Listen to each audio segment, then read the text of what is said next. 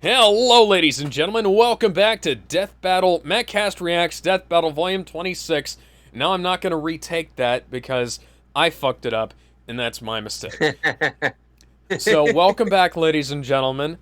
The people over on Twitch got to listen to me complaining about ticket pricing at a movie theater, and now we're going to go ahead and watch Bat v Spider 2 Electric Boogaloo. Well, Shouldn't no, it this be is three Electric Boogaloo? It's three, yeah. It's Only one of them one. had a good movie. Three. Oh, is it three? Oh, yeah, I forgot about Yeah. Miles and Batman Beyond. Nope, no, wrong one. Miguel. It's not, you didn't even Miguel. get the right Joel one. O'Hara. What? I read It's the not even comic. the right Spider-Man. That's Well, Miguel O'Hara's Spider-Man oh yeah, Regardless. Miguel. Fuck. 2099. Come on now. Miguel, you stupid Orberg. All right, Hey. who's ready? Look, who's it was ready an to- M name. I'm bad with names. Who's ready to start another horrible episode of Death Battle? Raise your hand. No. Let's see here. There's an option to do that. There's an option. There's an Oh, option. before we watch it, there has been speculation on what the next Death Battle would be after Discord versus Bill Cipher, as well as There we go. As well There we as go. My hand is now raised, Ben. Yeah, I the saw main that. protags from Infamous and what was that one? Prototype. People have been speculating that we're gonna get a remake of Master Chief versus Doom Guy. Yeah. That is much needed, and Yeah. that. Oh yeah. How about this? How about this? We'll save that talk for next week because the whole Cypher thing's been decoded, and we should be finished by next week, maybe. Oh my god, we're almost done. It's like 12 more episodes, guys. Yes, we are. Yeah, One thing that has to happen, if that does happen, we'll talk about. We need to start this. I'm sorry. Yeah, we also the couldn't demon hear army you. and the alien Dude. army have to fight each other. Dude, we caught about half of what you just said, and we're watching the Yeah. episode. Who runs the world? Movie is homophobic. So obviously there's a bunch of awesome crime-fighting. Oh, that scene was cringe. Why are you using it? God. Already off to a bad start. 0 out The of 10. Wasp was supposed to be over helping Ant-Man. Why is she in that shot? Spider-Gwen. Why does Captain Marvel need help at all? She's almost as powerful as Superman. That's a good point. She's supposed to be helping Ant-Man. That doesn't make any sense. Ant-Man is in the final battle of Endgame in 2 different shots. Her father God was dang. He is small Ant-Man and big Ant-Man. Barbara was looking fine in that comic panel. And now Yeah, she's for looking sure. flat. Yeah, she's Okay, Barbara, I'm sorry, Batgirl Year One is a fantastic story. Just saying. Like, Like Killer Moth.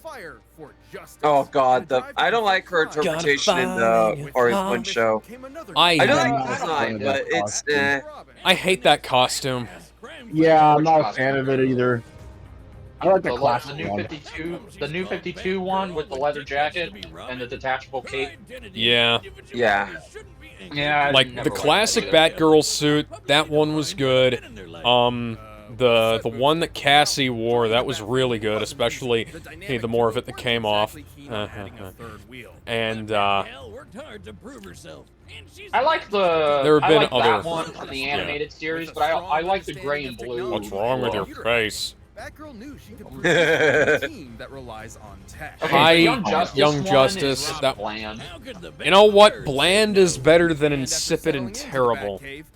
That's true. By training with the Batman himself. Hey, at least I would've Batman, pref- at least would've Batgirl stayed whelmed. Yeah, I would've preferred seeing. martial arts like judo and karate. Of course, Yeah. Batgirl wears her own. I would've Let's not preferred- forget that one time when Bruce That one's Timm let his good. horniness get the better of him. I would've Oh god, Oh. no, we don't talk about that. Come We on, don't talk let's see about some that. bat nipples. Yes, yes. Let's see Bat some nipples. bat. Oh, we've got Yeah, plenty of come on. bat. Barbara Oh. and Bruce make a couple. Damn, They didn't look show at it. you. That suit up sequence was the best one throughout that whole damn movie. I don't give a crap what anybody says. Alicia Silverstone was looking fine in that suit. Fuck all y'all. All they had to do was not make her Alfred's relation. And of course, That's all they had to do. Batarangs. Dummy. It's not like Gordon wasn't in the movie. To help. Everyone knows about the Oh, what the was, fuck? man. Oh, no. He was No, look wasted. out! But Oh, Miss Gordon also carries an electric Yes. variant. Dummy, watch Yes. out! Dummy! Oh. Well, that was That's very nice of you. That you never appreciate me. Oh my god, is he drunk? Well, that's what happens when you get. That's what happens when you have a metal object lodged in your frontal lobe. Those are awesome. Let me try. Oh shit! The incendiary bomb. Dummy!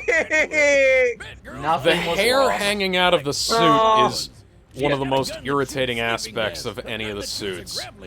It really is. And the fact that the Batwoman show was the only thing that brought that up, and the fact that Luke Fox got shut down for bringing it up as a bad idea is embarrassing. Luke Fox deserved better.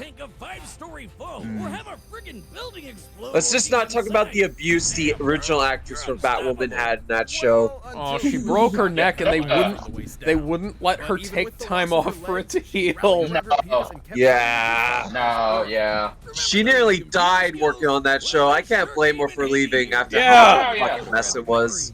Well, to be fair, she was the one who didn't know.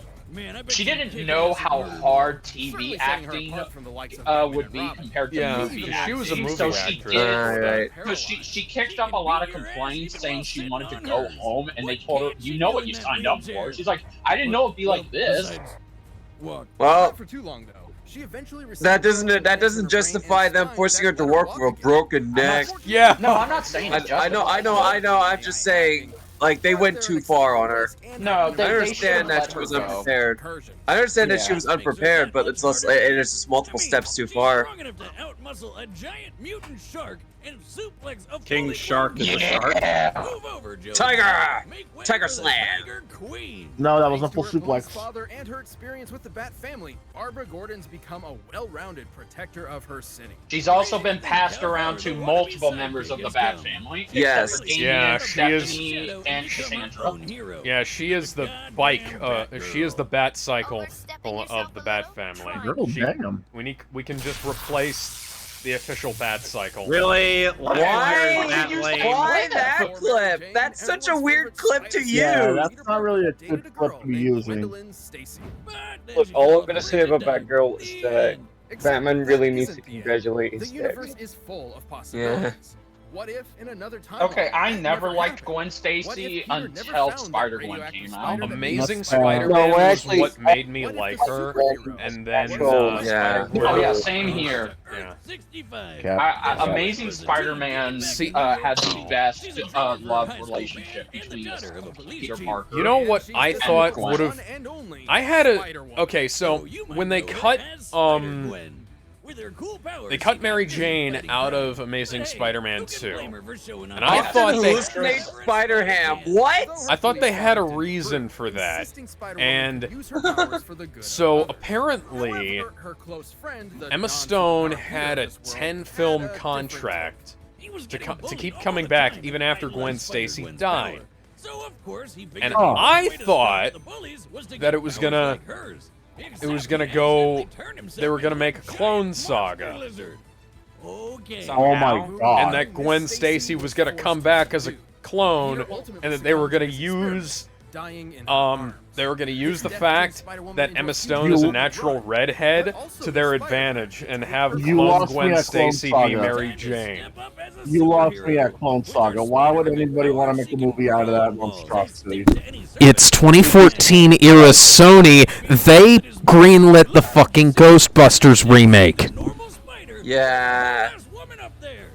Hi, Yankee. Hi, Yankee. I do want to defend like actual comics a little bit. Gonke Lee had his role cut out of that movie, but he did record all of it.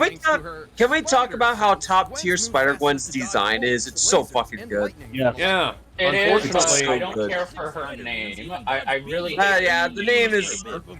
called dumb, her. but They've changed her name to fucking Ghost Spider, even though Miles Morales is the one who can turn invisible. Yeah. Miles' new name is now Spin. Considering she's wearing white, but Why is Miles? What? Miles Morales is no longer Spider-Man or Spider-Man 2. No, he is now Spin. Kind of stupid. I usually just call Spider-Man and I call Peter. Honestly, Manhattan that's no worse than when that time DC decided to rename Tim Drake's superhero alter ego into Drake. Okay, yeah. So his alter ego literally has his name. Just like Shoto Todoroki. And he's dressed up like a fucking duck. Oh, that arm. No, he's dressed up in a brown and yellow costume. Yeah, brown and yellow duck suit. I have heard a lot of people say they would actually like it if Tim Drake became the Grey Ghost. That could be a cool new persona. You know what? Tim Drake should be the Grey Ghost. That'd be better than giving him a brown suit. Yeah. Gwen could briefly restore her powers with these isotope things, but she didn't really have a good solution until she found Venom. Oh yeah. God. You know, the scary alien. Her Venom design is really cool, though. I'll admit. Except unlike Peter, she can control her symbiote. Yeah. Because of course she Well, can. because Deadpool didn't bond to it beforehand. Yeah. Well, it's also just a case where he also rejected her symbiote as well, remember, because it was making her more violent. Yeah. So it's not just that Deadpool made the symbiote more violent, it's just that it also has an effect on people who know violence. I don't like that. No. Yeah, her comics got weird. That's a super villain move, man. What is that? But it's still That's a cool design, though. Yeah. It is. Eventually, she wound up unmasked and indicted. What do you mean unmasked? Her name's Spider-Gwen. Everyone should have figured that out. Whoa. Yes, whiz. Badass spider chick kicked lots of ass. After serving her time, That's not a good image. to her more iconic getup, Gwen took a trip to the mainline 616 Earth. Basically, she got about as popular as Spider-Man, and they wanted to jam her in the universe. There, she retained her secret identity. But since there were a few other Spider-Women running around, she took on a new moniker. Ghost Spider. Spider. That's right. This chick's really trying to protect one world. She's got two. That name sucks for her. She's come from teenage show-off to Why not White Spider? All I'm gonna ask is come up with something better, I guess. Yeah. Really? You don't use an Into the Spider-Verse clip for her? What the fuck? Yeah, that doesn't make sense. Okay. Let's watch one of the worst episodes. no. Let's go. The mouth Spider- animations, Spider- man, are It is fucking actually weird. good. Look, That look, is a- look at this opening. That is a modern penny. Why are you using... No! Versus Broly! Why are you using that? Why is the penny a funny. different direction than it was in the last shot? We Okay. cut to a different angle. Are we cutting to a weird angle? What the fuck is this? Stupid thing. I said take me to Miles, not this. Hi, random stranger. I'm gonna attack you now. I mean, yeah. I mean, to be fair, she did just break into the manor by mistake. That was Batcave. Seems like you're the Technically, the Batcave also has anti-teleportation stuff, so this is already not canon. Oh, that looks weird. Okay, so God. this characterization of Barbara, I call her Bitch Girl because she acts like a bitch throughout this animation. Yeah. Dracula, I'll get out of your hair. See ya. 2010. They hadn't introduced the Cap Shield version of the penny by then. Oh my god. Oh, these angles. I'm sorry. I'm just complaining about the coinage because this is By the way, those are okay. I'm gonna introduce you guys to the boards because this animation butchered everything from the boards. But those are Nightwing's extremists that she's using. Yeah, I noticed that. That was a dumb shot. What? And what? Wait, yep, what? What? yep. What? What? Here comes What? What the fuck? How does that work? Your spider sense should have triggered something at that point. What just happened? And what the fuck explosion. And Oh, my God. that looked terrible. I hate this. Why That's are more you comedic so than anything. aggressive? And throw the battery! Yeah, throw the What? match throw. How fun.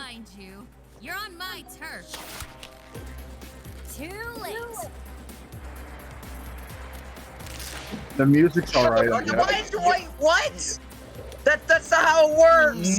No. Why did you throw it? Why did you throw it? Your That's spider so sensor stupid. got off.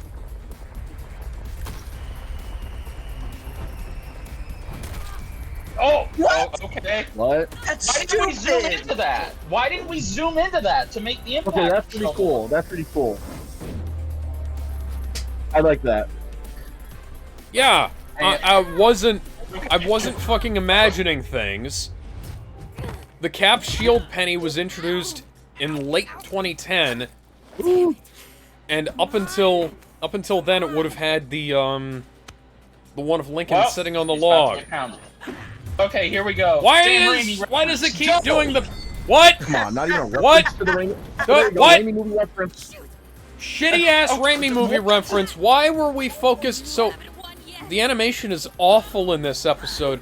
Why are we focused so heavily Why on? did you throw the? Okay. Wait, her hand was What? stuck to her leg. How was she able to use it? That doesn't What? make any sense. Here he comes! Here he comes! And So, that face, bro. Now I have. You have what? You have what? I hate it. she beat her.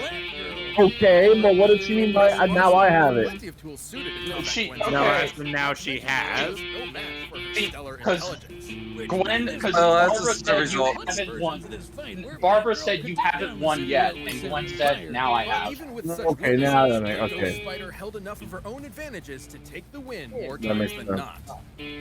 So while Batgirl's training was certainly better, the spider sense is just super I'm broken. gonna stop playing the symbiote theme now. Is it weird that I want to? Is it weird that she looks more Smash Bros. In that The wheelchair? spider sense barely did anything. Yeah, They didn't use it. Everything barely did anything. Survived that None of this Everything they're made, talking none about of this didn't relate worked. to the The fight animation was so fucked up. This explanation does not match up with the animation. No. It doesn't at all. I mean, I the get fact that the why. I mean, animation is- sometimes the episodes don't, but usually there's something that matches up with it. the This fact- doesn't match up at all. The fact that the animation is so fucked. Perry versus Excuse me. Miguel matched up with its end explanation more than this Or episode we could have did. just reused the. Gwen was simply Look at stronger, this. Look at this. tougher, It and made good focuses on her ass so much, we're not even paying attention to where the batarangs go. It seems Betty, but Batgirl was overwhelmed by Spider-Gwen spinning this one in her favor. Shut up. Okay, Jesus alright. webbed. The I don't- winner is I don't care. Okay. I don't care what your Wait, explanation before, was. Before we give our thoughts, I posted a link to the boards. I want us to look at the boards because I shit you not, the boards fixed everything. Fixed everything that Okay, this animation okay, is yeah. trying to do. Okay, let's watch the boards. I want to watch the boards. Send it right now. Yeah, put it in It's in the link. broadcast. It's in Put it in the broadcast and I'll load up. I'll put it in broadcast and I'll open up in the stream we're doing. Hang on, did you put that in the should chat for just- this? Yeah, I put it in the broadcast chat. I don't see it. Yeah, I don't see it in broadcast. God dang it! All right, go. All right, Ben, just or look up Death Battle storyboards. That battle Batgirl versus storyboards. Spider-Gwen. That battle storyboards. Oh wait, I'm looking on the wrong thing. I just. That battle storyboards. Batgirl. I'm genuinely curious. I need to know Batgirl versus Spider-Gwen. Where's the video? Where's the video? Where's the video? I don't see it. Ooh, excuse me. Give me a moment. Give me a moment. I'm still trying to find it. No, It's not that's not letting it. me paste it. How Oh is yeah, it not letting you is it paste the? Hang on, it? I found it. I found it. I It's found a- it. Give me a moment. I found it. Yeah, it's Hang on on, give me a DVD moment. mode. I need to get. I found it. I'm loading it up right now. Okay. Give it a moment. All right, here, watch. Yep. Now you can't pause What? it. We just have to. All right, You hope just this watch really- it step by Yeah, step. watch it. Like, see, Okay, right this there. is already Door- better. You see, the door comes down, but that's what Barbara was doing. She shut the door. Yep. I didn't see a door though. Yeah, I That's saw because it. they didn't add one. Like in the animation, they didn't add a door. This is Oh, yeah, the already animation. this is already 1,000 times better. Because Yeah, okay, that's- no joke. Because what they butchered a lot did, better. they butchered. John Mitchell knows how to use proper camera angles for his boards, but they somehow butchered his camera angles, and they made the most asinine decisions with the angles. How do That's you- why we get stupid angles like that. How do you? Yeah. Why do you even bother with storyboards if you're not gonna follow them? Right. And Okay, and no, this but they actually just told makes them. more They just told sense them here. in a It stupid actually way. makes more sense. Yeah, because they they're didn't not show just her freezing in reaction. place. There's Yeah. some stuff that doesn't, like, some of the scenes I noticed then- don't drag themselves out here while they drag themselves out in the animation. It doesn't make sense. If they didn't show Spider-Gwen's reaction And then to boom. her just randomly placing the battering on her chest, I would have bought that action And a then lot she better throws because it. then it doesn't make Gwen look like an idiot. And see, it didn't linger as long when she held the explosive battery. Yeah. It was like a couple of- Yeah. There's stuff. Yeah, there's stuff And then you that see- doesn't you- linger you- here. You saw more emphasis on the boulder hitting her in the leg, Yeah, and she's still bleeding from there. Yeah, and then slow mo. there's stuff This going is on so here. much better. They even fall. There's so much. Oh, it's so much better. This is like reading a then- book yep, that was there- poorly adapted into a movie. Okay, look at that. You see, she webbed her utility belt while her hand was stuck on it, and then she webbed her leg. But in the animation, they fucked that up. They fucked up the sequence because she grabs the Oh, that's so much. The depth so is much even more better. impact. Oh my god. Oh, Yeah. That's this is this is definitely this is Yeah. at the bottom of absolute failure. I put. Yeah. I'm gonna put. Yeah. Yeah. Let me say something. No, wait, Do you wait, mind if- wait. No, Let me get. Oh yeah, I need to get the timer out. I need to get the timer. just a bit timer. higher because the And analysis there is was at a least note. You decent. saw a Yeah. note. When Barbara took the extremist sticks, there was literally a note in the boards that said, "Barbara, don't touch my stuff. Love Dick." Why couldn't you add that Love note? Dick. Why? That would have Yeah. been funny. That would have been funny. Okay, do you mind if I go first? Do it. Sure, go ahead. Well, I've got no okay, let problem. me start Go my ahead. timer. We all agree it's absolute failure, without Yeah. a doubt. But, hear me out. Mm. Above Cammy. For one reason, the analysis was No, decent. no. Yes. No. Yes. Nope. It's still absolute failure. It's only. Let me explain. Because the analysis That's is cap. actually quite decent. No. The analysis Okay. was decent here. I agree Cammy with versus- you no, that the no, no, analysis. Let me talk. Let me talk. Hey. The I'm analysis was going good. right after you. Very, very decent. It is far better than the analysis of Batman vs. Captain America and Cammy vs. Sonya, which was dog shit. I remember those analyses being complete dog shit. At least the research here is also very good compared to those two episodes, which were, again, dog shit. It is only so low as it is because of the animation, which fucks up the storyboards. Because let's be honest here, this would be much higher if the animators actually followed the storyboards and actually did the pacing correctly. It is still a really bad episode because of its animation. But I don't think it goes at the very bottom because at least the analysis and research is decently well done here. I agree That's all I with gotta you say. on every point except I think the animation is bad enough that it completely invalidates all of the positives. I think that between that's the what went right weird after. ass cinematography, the fact that everything Here's the thing. is floating around. No, this is my time. I let you talk. I know. This is my I time. know. Everything is wrong with this that can be. Like aside from Shadow and Mewtwo, this is the worst episode we've watched. The only way, like for a 3D episode, I think this is the most. This is the most problems we've seen. I mean, the floatiness, the fact that the continuity errors, they have a fucking the penny goes back and forth, like in the wide shots it's facing one way, in the close shots it's facing a different way. Hey, it's 3D and they fucked it up, and I don't know how. And I think that all of the 3D stuff that they fucked up means that it goes down. It has to be. This is at least as bad as Cap and Batman, and it needs to be as low as it is. Can I say one thing? Let me pause your timer. No. Okay. You look at remember Akuma for Shao Kahn? Oh, yes. Do you remember how bad the animation was in that? Yes. It's only slightly better because its continuity was at least straightened to an extent. Its animation, I'll argue, is just as bad. Cammy versus Sonya is not. Cammy versus Sonya does not have as bad an animation as this. No, I wasn't talking about. I'm talking about Akuma. No, you said this should be above Cammy versus Sonya. Yes, I'm using that as my benchmark. Right under. I know. No. You're twisting what I said. I said. I said above Cammy versus Sonya. Right. Under that's what Akuma versus Shao Kahn. Yes. Right. That's what I said. Because everything we said outside continuity applies to Akuma versus Shao Kahn, which is one of the worst animated episodes we've watched. If you recall.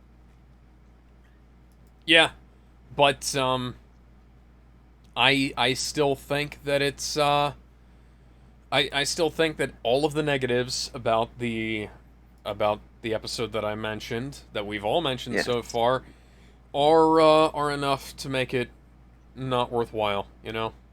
Yeah. Mm-hmm. The last four on this are not worthwhile, let's be honest here. Can I go next? True. Hang on, Kevin, I know you only got one word. Where would you put it? Bottom. Alright, Gizmo, you're up. Yeah, fuck this. Nowhere near. It should be nowhere near Cammy's face.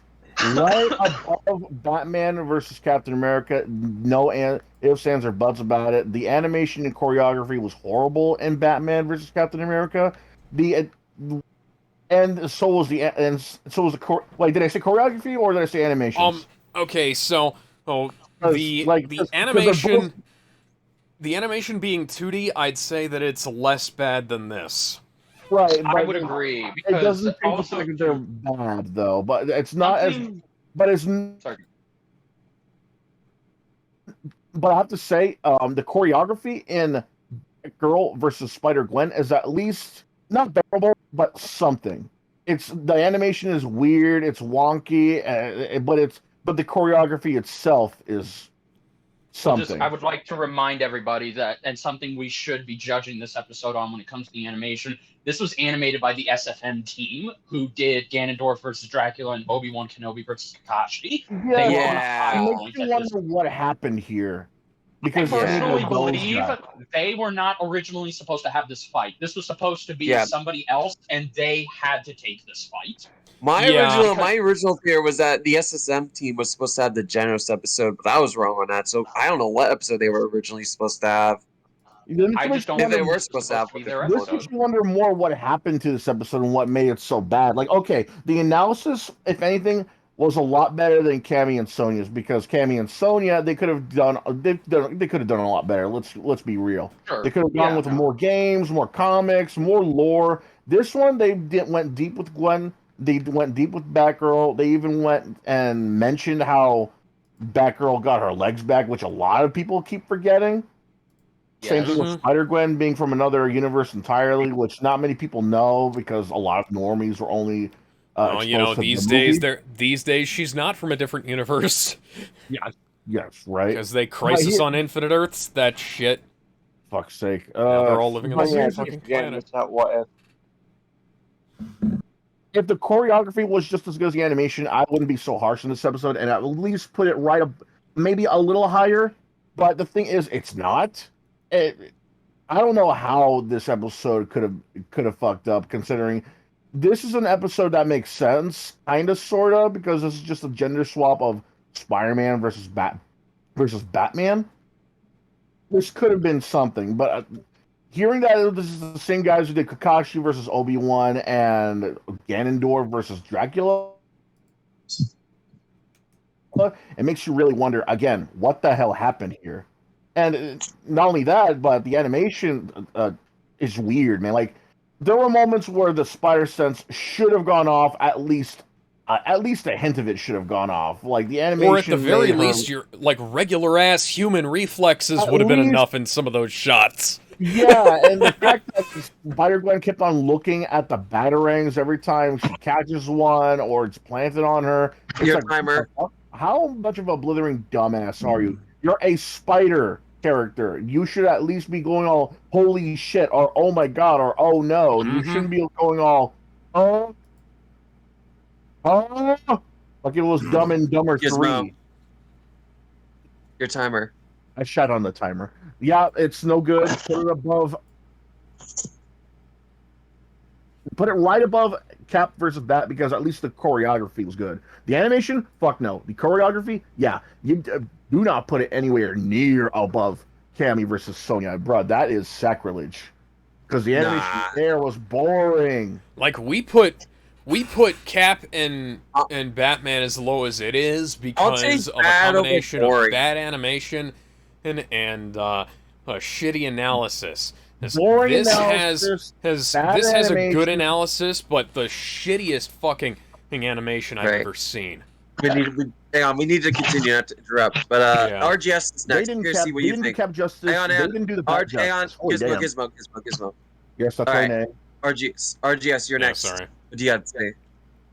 Right, I'm gonna be honest. I like the storyboard. To be honest, I think some of the issues present in the animation is kind of seen in the storyboard, but because of the lack of real pause in it, it's not as jarring. Because Spider-Gwen does still kind of look at the Batarang, and Batgirl still throws the Batarang. It's just less jarring because there's not much space in between them. It's because it's a quick thing and boom. Because that's how it should have been. It should have been quick look down, oh shit, like that. Because Spider-Man has had his spider sense fail on him, and he has been hit with attacks like that. The issue is that it's a long, jarring pause, and this always happens during the fight. It doesn't feel like an actual even fight, or as close as even as you can get. The actual animation is stilted and feels like it's been improperly keyframed, so it kind of felt like I was watching like a NetherRealm fighting game, like a bad NetherRealm fighting game. Like they never bothered to put in the effort, kind of NetherRealm. I'm not saying that they're bad because they did do Dracula versus what was it? Dracula versus Ganondorf. And that was pretty decent, even though I wasn't keen on the characterization of Dracula, but that's not their fault. My issue, admittedly, was just how the analysis doesn't match up with the actual fight, and I think that's the most disappointing thing of all, because you think the analysis would be telling you to think, oh, is this how they're going to fight? And is this how they're going to fight? I think that's what makes it worse than Batman and Cap overall, because at least you could kind of tell or get a hint on the beats for each fight with the analysis. You kind of have access to knowledge as a spectator, which would excite you. This doesn't excite me at all because it just feels like, again, redo of Batman and Spider-Man, like you guys have said, but it's also an issue where it doesn't add anything new to the table. It doesn't present any new evidence. The use of Venom was just kind of misused anyway because it doesn't factor in the fight. And we don't go more into Barbara's influence as Oracle, and we don't see them interestingly used in the fight itself. And also, who's blowing their nose on the microphone? Yeah, it's Jedi. What's that noise? Sorry. Jedi. Bro, who is pumping the microphone? Party rock is in that's the not house tonight. What is? Yes, it is. It's coming from your mic. I don't know why it's coming. I'm using an opposite Bluetooth mic. I apologize. No, nobody's. I just wanted to see who was doing that. It's nobody's. Anyway, it just know what happened. But because of that, I feel it's much more worse. For as bad as Batman and Captain America is, you can still get a general beat of the fight. And for what it was a harmless sprite animation that was poorly done and was ill-researched. This one is just a lack of effort, messy coordination, and it ruined what could have been at least a decent fight for those who were suspicious like me. So I think that amount of expectation makes it worse compared to Batman and Captain America. So I think it should stay where it is. Now I just wonder what the storyboards for Akuma versus Shao Kahn looked like. That does bring up a good point. Do we look at that? No. I kind of. What do you think, Jedi? After you talk, should we take a look at that? I'm genuinely curious. We can do that probably at the end of the show, I think. Yeah, we'll do that. All right. That's a good point, though. How many storyboards have been rejected? We know Boba Fett versus altered Predator had some fuck ups with the storyboards. But Jedi, it's your turn. Okay, so I'm using my new microphone system. I hope that helps. Yeah, sounds better. Okay, sounds better. Great. All right, so awesome. All right, so I don't like this episode. I still don't like this episode. The idea and the concept is fine, but I feel like execution-wise, it was just very dumb in how it went about it. Yes, the analysis was good. I'll give it that. But that's not enough to keep this episode from being at the bottom for me at the end of the day. The animation is the biggest malcontent that this episode suffers from. And this being from the SFM team, who by this point, they had done 2 fights, and they were already better than this animation that they put out. But I feel like that they are not the type of people who can do hand-to-hand grounded combatants. Their strengths lie in magical, flying, fictional characters. More exaggerated stuff, yes, right? Exactly. Right. They don't do grounded characters who rely on fisticuffs, because the amount of times that they tried, they clearly failed. And yes, they managed to still keep the concept of what the boards are trying to do, but they butchered everything. Even the smallest little details. The voice acting, which I know we haven't talked about, it's fine. It's there. It's noticeable. Gwen is honestly the only one who has a fucking personality. Babs is just acting like a total bitch. Like, she's passive aggressive. She's very much coming off as trying to be the alpha, and it just doesn't work. Barbara tends to have a more playful attitude. Not to the level of Dick Grayson, but she's not this. And I don't like it. She's like teasing. Exactly, yeah. The music is just fine, but it just doesn't fit. You don't notice it. Yeah, you don't notice it. That's the problem. I didn't really think about it, but it has one of the weakest tracks made specifically for Death Battle. Yeah. And that makes me feel sad. Yeah, and honestly, Yoda versus King Mickey would be a huge bounce back for this team, and it just proves the point that they cannot do these type of fights. I love that episode. So honestly, I say this episode deserves to be at the bottom of absolute failure. Like, it doesn't matter if the analysis is good. Why should that be the one thing that carries this episode into being above Cap versus Bruce or Cammy versus Sonya? My point wasn't it wasn't just the analysis; it was also just the research being decent. The issue was the animation was so bad it propels. But it's like that research isn't really used to make the fight better. It feels like it does. It very much does. And again, the research doesn't ultimately match up with what the animation is doing, because that's what that's the whole point. These animations are meant to be simulations of how these fights would go, and then the analysis is meant to explain the simulation.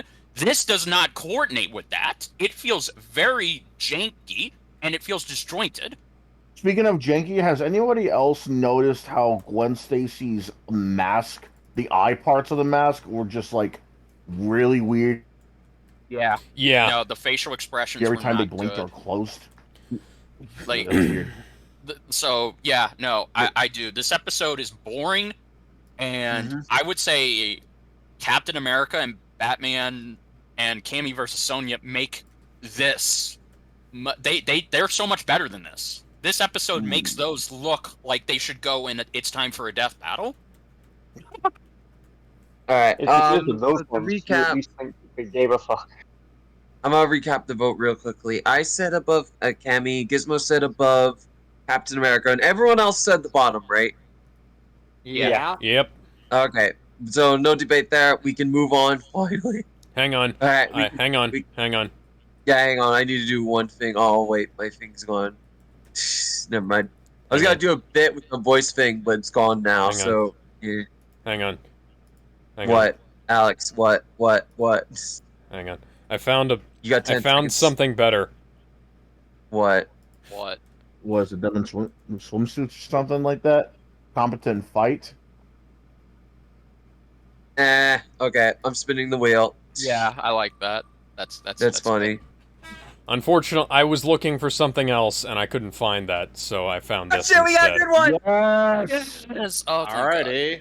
This is going to be a good yeah. Lord Beerus versus Sailor Galaxia. This is an For those who don't know which part of Sailor Moon Galaxia is from, she's from the Sailor Stars portion. Okay, hang on, before we start which had released recently on Blu-ray by the time that this death battle came out. Okay, I need to give a quick warning to Alex. This episode is currently banned off YouTube because the IP horrors of Sailor Moon are very bitchy. So Alex, you need to censor the fuck out of this section once you get to Sailor Moon's analysis. I'm going to get I'm going to introduce the owners of Sailor Moon to my shaft, balls, and scrotum. I'm going to go blind, aren't I? And ask that they suck it. Without my glasses, I'm already blind, so I guess I'm going more blind. I guess I'll have to go even further beyond blind. He literally tears out his eyes. Here's the thing about them being so anal about the Sailor Moon property. I wouldn't mind getting anal with Sailor Moon. If you're gonna let okay, I'm gonna start the episode. We should be safe. Showing the footage. I hope to God we are. And make porn out of your IP. You just shut the fuck up about people reacting to this episode. Honestly, I'm surprised we don't just have a screen overlay that's just the two of them. Alex has been working on something to quote-unquote censor it while we record, but he hasn't done it yet. Yeah, well, here's the problem. I'd have to change the setup on the fly right now, and that would also fuck up our avatars. Not now. I mean, like when we do our secret project down the line. No one say it! Yeah, so if this episode gets banned off of YouTube because, like, whoever the fuck owns Sailor Moon decides to be bitches about it, I can do some post-processing. Is it Toei? Yeah. Yes, it's Toei. Excuse me. Well, I can fuck it up if Toei fucks us up. So it's funny because they aren't as protective of Dragon Ball because like Death Battle can use Dragon Ball, but if they use Sailor Moon, nope. Can't do that. No, we can't use Sailor Moon. If they use a clip, if they use a voice clip, if they use actual clips from One Punch Man, then boom. Yeah, that too. That's the reason why they don't use voice clips from the shows and stuff anymore. Because One Punch Man's legal team had a fit. They're bitches. And this was the mid-season premiere. Yeah, this was a great mid-season premiere. Yeah, this came out after the ultimate mid-fight of season 7. That was She-Ra versus Wonder Woman. Yeah. Toriyama's son's own cat. Nice. Yeah. Yes. Beerus' name is also one of beer. Well, yeah. Hang on now, RGS, what were you saying? I was gonna say some shit like what was I gonna say? Oh, forgot it. Fuck you guys. Not you, Jedi, and not you, anyone else. Just fuck you, Ben. You made me lose my train of thought. I didn't do anything! Exactly. Be sad. I will say this, they improved their Dragon Ball research by a ton when this episode aired. Oh, that's right. This is the debut of Gummy. That's right! You're trying to replace me. And my cringe went up. I was about to ask what the season finale for this season was. That would be Broly versus Hulk. Oh yeah, no, I don't really like Broly versus Hulk that much. I think this is way more potent, but like all key, they have a limit. I like how Wiz has bottles of key. I love Hulk versus Broly, but I think this one was... Damn, he's gone! Thank you. Oh, no, there's plenty more. Oh, dummy, I feel bad for him. I don't. Nothing was oh, do you not like Dummy? I don't like Dummy, no. I don't like his whole shit. I love Dummy. I want a plush Dummy. Oh my god, you sound just like my friends. They've been saying that for years.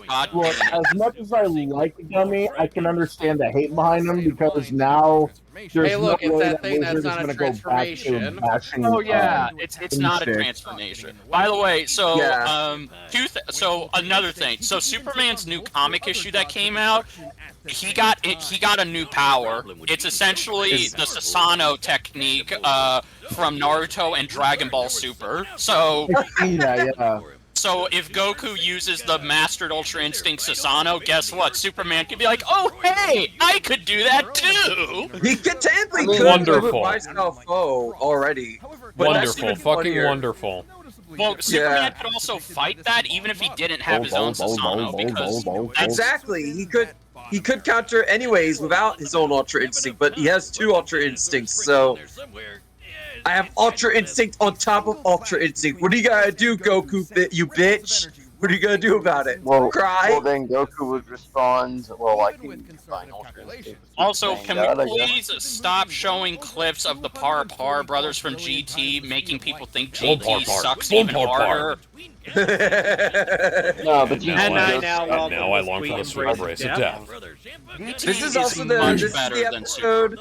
This is the episode that started a running joke within the community that they keep showing the Beerus fist feat in every single Dragon Ball episode after this. Yeah, because it's not like Dragon Ball has more feats you can pull from. Yeah.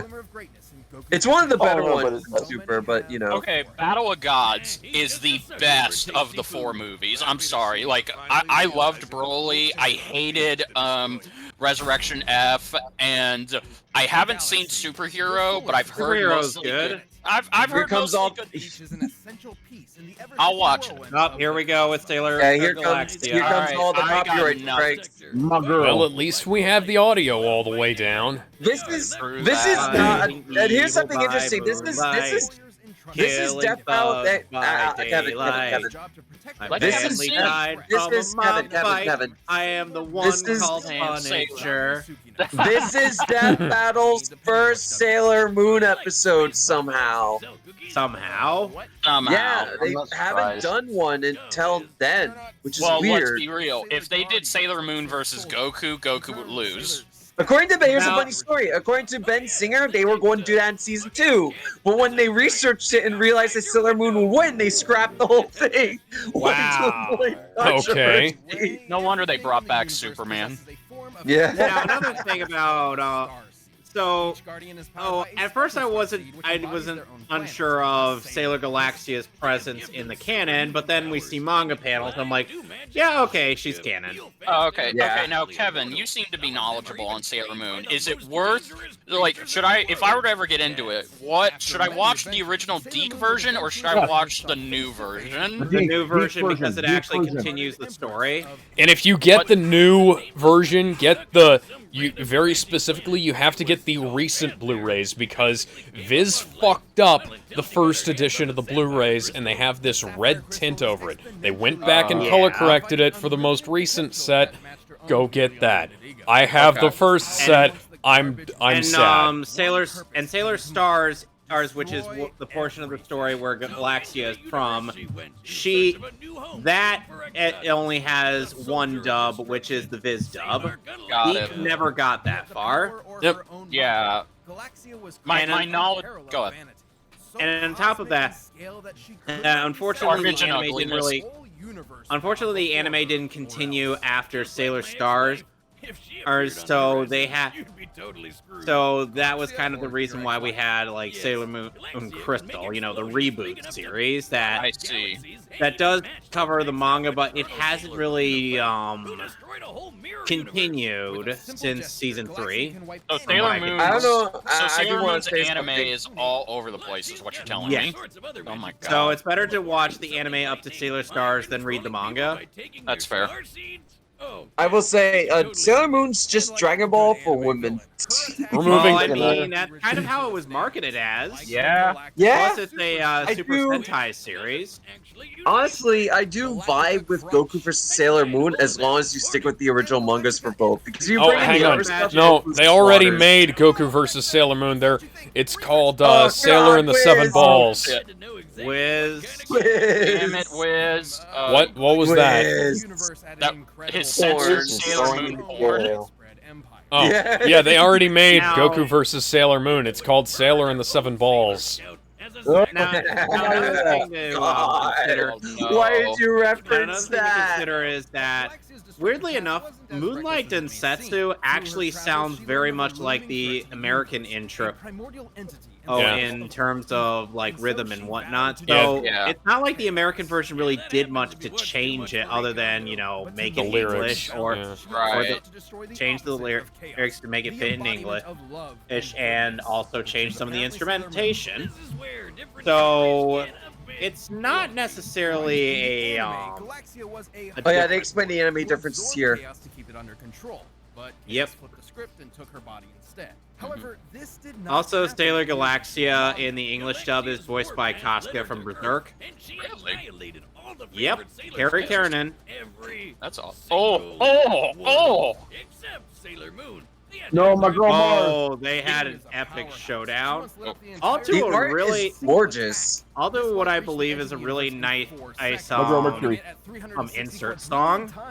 That's awesome. I actually think Sailor Moon versus Goku could be good, but the problem is, no matter how strong Goku is now, Sailor Moon is just stronger from what I hear. Wait, really? Oh yeah, I did do a little bit of research. She's apparently multiversal plus, maybe? Yeah, no, Goku is capped at Universal. Yep. Really? Yeah, I thought it was higher. Okay, well, if it's Zeno Goku, who is capped at multiversal, then he actually could reasonably win. But see, the problem is, I don't think... How is Goku going to defeat Sailor Moon? He doesn't really have any attacks that could kill her. I do think Sailor Moon versus Goku would be really interesting. It just depends on how you approach it. Nuance boomstick. Regardless, the power Galaxia wields is astonishing. It doesn't matter anyway, because nobody. I kind of want them to do more Sailor Moon characters. You don't have to just use Sailor Moon. You can use other ones. Yeah. Yeah, but who else are they gonna ask for? Yep, that's true. All right, it's time for the animation. This is going to be really fun. Another character Galaxia's voice actress played was Tatsuki Kiryuin from Kill la Kill. I should also mention this was the debut of John Mitchell animating this. Wow. Yeah, he did some. Wow. Well, no, he did do some animations in Tatsumaki versus. Oh my God. Yeah, Mom. I think Beerus' sprite is from Extreme Butoden. It is. It is. Meanwhile, Galaxia's is a custom sprite. I love it goes back. I love that reference. Yeah. They're fighting with their fingers. Yes. That's great. Look at that. Oh my God, this is so awesome. In case you're wondering what that's a reference to, there's a cat meme that says, "So you have chosen death." Yeah. Oh my God, that's awesome. Sing it to look in the background. They countered each other. Okay, so that's the only thing that survived. Okay, so the only thing that survived. The guy who's voicing Beerus is a guy named River Canoff, and the woman who's voicing Sailor Galaxia is Brythe Renee. Okay. Yeah. River sounds amazing as Beerus. Yeah, absolutely. For some reason, I thought it was either Sean Chiplock or Jonas Scott. Yeah. Oh! All and these the baby impacts. makers. Oh, wait. Don't you dare! It's interesting how Beerus is hardly taking any of this seriously. Well, yeah. Well, don't you know, Kevin? He's only using 75% of his power. Yeah. Oh, yeah. And there goes the sun. The sun's gone. There goes the sun. Oh, this track is going hard. I love this. This soundtrack is unnecessarily good. They're banned. Oh, I love this part. Funnily enough, in the I love this. In Sims. Okay. Hey, look, they got Sims. They got the Sims gems on top.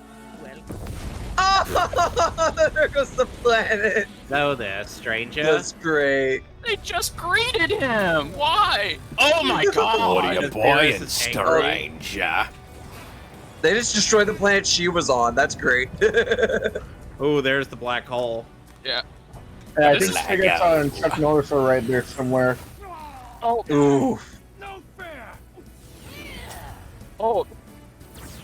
Yeah, try and throw him in a black hole. That's gonna work. Nope. Yeah. Why don't you Not throw bad a idea. black It's like hole a- at him? Ultra Instinct! Here we go! Hey, look, it's that thing. That's a technique and not a transformation. Yep. You're trash. You'll die like dirt. Dirt doesn't. Oh! Okay. Oh shit. No, no. What? Just wait. Just wait. Oh, this is hilarious. Oh, it's so It's beautiful. like, wait, what? And Oh, he grabbed it! Impossible. now you're catching on.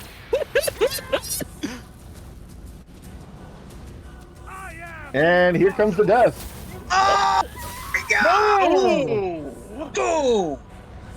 Wow, that's brutal. That was for my ice cream. Oh, that is the best way they could have ended it. I'm gonna get a beer. Yep. That was John Mitchell who did that last shot. Whiskey. Yeah, it was great. Great debug. All the cats are named after booze. I like them now. Yep. Fairly balanced Well, match. Beerus in Galaxia's Japanese power is set named was certainly enough to Bills. keep up with Yeah, Beerus. I remember that. She has so many more He's named versatile Pills, what? techniques than him. Not to mention Bills, her as crystal in pay your provided unlimited bills. energy, Yeah. while it had a Bills. vast but still finite pool of ki. But that's about Considering how we were talking about how Sailor Moon beats Goku, do we agree with Galaxia being beaten by Beerus? I mean, Yes, it's Galaxia. Yeah. Yes. I mean, yes, considering the fact that Beerus is always going to be stronger than Goku. yeah, because the story demands he be stronger than Goku. What if that changes and Goku becomes stronger? Would that change the result? I don't think so. Like, No. like No, let me because put it to you like this right now. In terms of where the manga's going, Goku is actually weaker than Vegeta right now. Yeah, Yeah. I know. Yep. And Broly is the strongest out of the three. Actually, Broly was being beaten by Goku in the manga in the recent chapter. Well, that was a training. They were just training. I know, but still, they're Yeah. above Broly's level now. Yeah. But Broly would be training mostly, so if anything, Goku and Broly would be relatively equal, but Vegeta would still be a bit higher. They both are likely much stronger. Galaxia matched I do like the research, by the way. Yeah, no, this is probably my favorite. Hi, modern-day Animorphs. Dragon Ball I love episode. Animorphs. Absolutely, yeah. I mean, Trunks versus Silver is great too, but I just love how this fight went with its destructiveness. Yeah. Animamates at once could logically translate to possessing 8 times that power. Since Galaxia could match her in combat, this potentially puts Galaxia's output level much closer to Beerus and Goku's clash. But the shockwave happened when Goku had only just gone Super Saiyan God for the first time. Yep. Beerus claimed he was going all out with 100% of his power, but like all excuse cats, me? he was lying. Telling Goku that you were using 100% of your power was a very clever tactic to draw out his full strength, even though it wasn't true. Even after Goku later achieved Super Saiyan Blue with Kaioken, a form many, many times more powerful than his first go at being a redhead, Yep. Beerus was still considered his superior. Why are you using super footage? Here, why are you using Heroes footage? Beerus, the god of destruction, still possessed a greater amount of I do like how Goku said he was hoping to use Kaioken Blue against Beerus, and Beerus Yeah. actually did get nervous. No, Beerus like, oh shit, what the fuck? Worth noting that when he fought Blue Perfected Vegeta, he claimed that he only needed 2% of his power to beat him, which I can't tell is a lie or the truth. You could say she got cut. What do you think, Jedi? I don't know. Well, that's the thing. Typically, well, yeah, you're referring to perfected boys. Winner is Jason Douglas. Hell The winner is beer. The winner is us for watching By it. the way, fun fact: Jason Douglas was also in the Walking Dead. Yes, he was. So he's a screen actor on top of being a voice actor. He's also in Ruby. he voices Weiss's dad. Well, Yeah, I won't know. hold that Okay, against him. I could hear Beerus. Okay, hang on, guys. Let's try. Hey, guys. We wasted too much time on Bat earlier, so let's try and make this quickly. So, Alex, go. Okay. Some of the animation's a bit jank, so I'm gonna put this at the top of a worthy death. Yep. Sure. Worthy death. Yeah, I'd say so. Yeah, I'd say they were getting better at implementing the rigged models because I could see a bit of a rigged skeleton in Sailor Galaxia sprite. Yeah, I will say, by this is the episode where the rigged models were becoming really good. Really, really good. And this was mid-season 7? Yes. I believe, yeah, mid-season 7. So there was a stark improvement there, which is always good. I wish I could say it's time for a death battle, but there's something just keeping me from doing that. Despite how great the research and everything was, there's just something missing, I guess you could say. I don't know. There's something missing for me there. But I still really like the episode. It's one of their better Dragon Ball episodes. The research is phenomenal. The results, I'm still a little confused because I don't know. Maybe Sailor Moon's just far beyond Sailor Galactia, or I don't know. Either way, that's the thing, though, Ben. If we're gonna use the logic of the canon, then Sailor Moon was nowhere near what our strongest is now. So you can't really compare Sailor Moon now to Galaxia then. Oh, okay. I thought Galaxia was like the last villain. No, Okay. I was mistaken. I thought she was like the last Dark villain. No, Fuck me in the head. I'm wrong. Okay. I don't know Sailor Moon. I apologize. That explains it. Never mind. So before we're on agreement, but yeah. But before we go to the wheel, does anyone have anything else to say about the episode? Because we're on unanimous agreement here, surprisingly. I actually would like to probably add on. Go ahead. I think what you're because you said something feels off about it. Like it's good, but something feels off. I think missing. Yeah, I feel like what's missing is a sense of breath. Like it's chaotic, but I feel like it's too chaotic for its own good. Yeah, I think you're right. There isn't really much of a breather. Like they don't know when to stop, right? No, it's like, that was something that I was thinking. It was a little bit like there's a lot of quick movement, but even the end climax is just it comes off as just okay. Like it has suspense in it, but I feel like there's a lack of build-up for the climax. Like you take a look at Vegeta versus Thor, or Trunks versus Silver, those have excellent pacing, and they really do a good job of building the climax. Those do have moments where you have to take a breath, and this episode does not. I think you are right. I think that is what's missing from this episode. I think the reason why is because those are more humane characters, unlike these two literal gods. But yeah. Okay.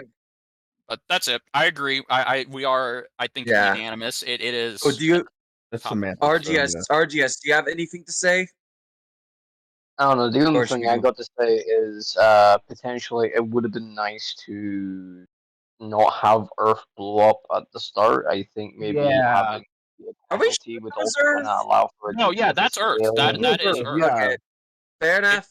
I understand. Blows up for no reason. So now, that was fast. 10 more. Oh man, Please be a good one. That wheel is shrinking. No. Alex. God dang it. Here we go. All right. Here we go. Alex's favorite episode. Oh my god. Counting myself, how many Star Wars Expanded Universe fans are here among us? Me. All right. It's me. It was me, Austin. It was me all along, Austin. Okay, so can I provide a fun fact about? Can I provide a fun fact? Yes. This episode was supposed to originally be Harry Potter versus Aang from Avatar, but they changed. But they changed it because they realized, holy shit, Aang actually stomps. So they chose Luke Skywalker, who stomps harder. I'm gonna start this. Oh, this is gonna be good. I mean, at least a bit more similar than Aang is. Okay. Harry Potter is just a wizard. Is just Luke Skywalker, but without the lightsaber. That's what the bullshit. I posted something interesting in broadcast chat. I do like Luke's. I do like Luke. Alex. I do like this. So this is the I do problem. like. Let me talk. Keep going. I do like this matchup. It's just a stomp, though. Like, you have to admit, even if you like it, it's really much a stomp. Mara I think it can Jade, be my fun. girl. I do think it can be fun, but I don't know what I was gonna say. Anyway, Alex, as I was saying, to distract you from the bullshit, I posted something in the broadcast chat. I'm sure you can guess what I call all the character I posted on there. I was gonna say, is it a naked Mara Jade? Because I'll take that. Yeah. Okay. No. So nitpick. They use his preferred form 5 Gem So, but they don't talk about the other lightsaber forms. They've never really done that until Darth Vader versus Doctor Doom. Dr. Doom. Yeah, they only touched upon them when they went for the other Star Wars characters. Also, they left out more. They left out a lot of Luke's powers. Hey, look, it's Super Star Wars.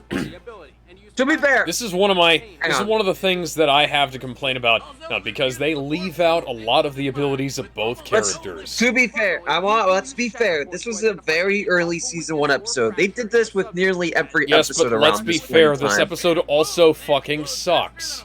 It really does. I mean, yeah. I'm just trying to be fair with the era it came out in. Anyway, Alex, the picture the character I posted in broadcast chat is the character from Dead Zone, the Dragon Ball Z movie. Yeah, I refuse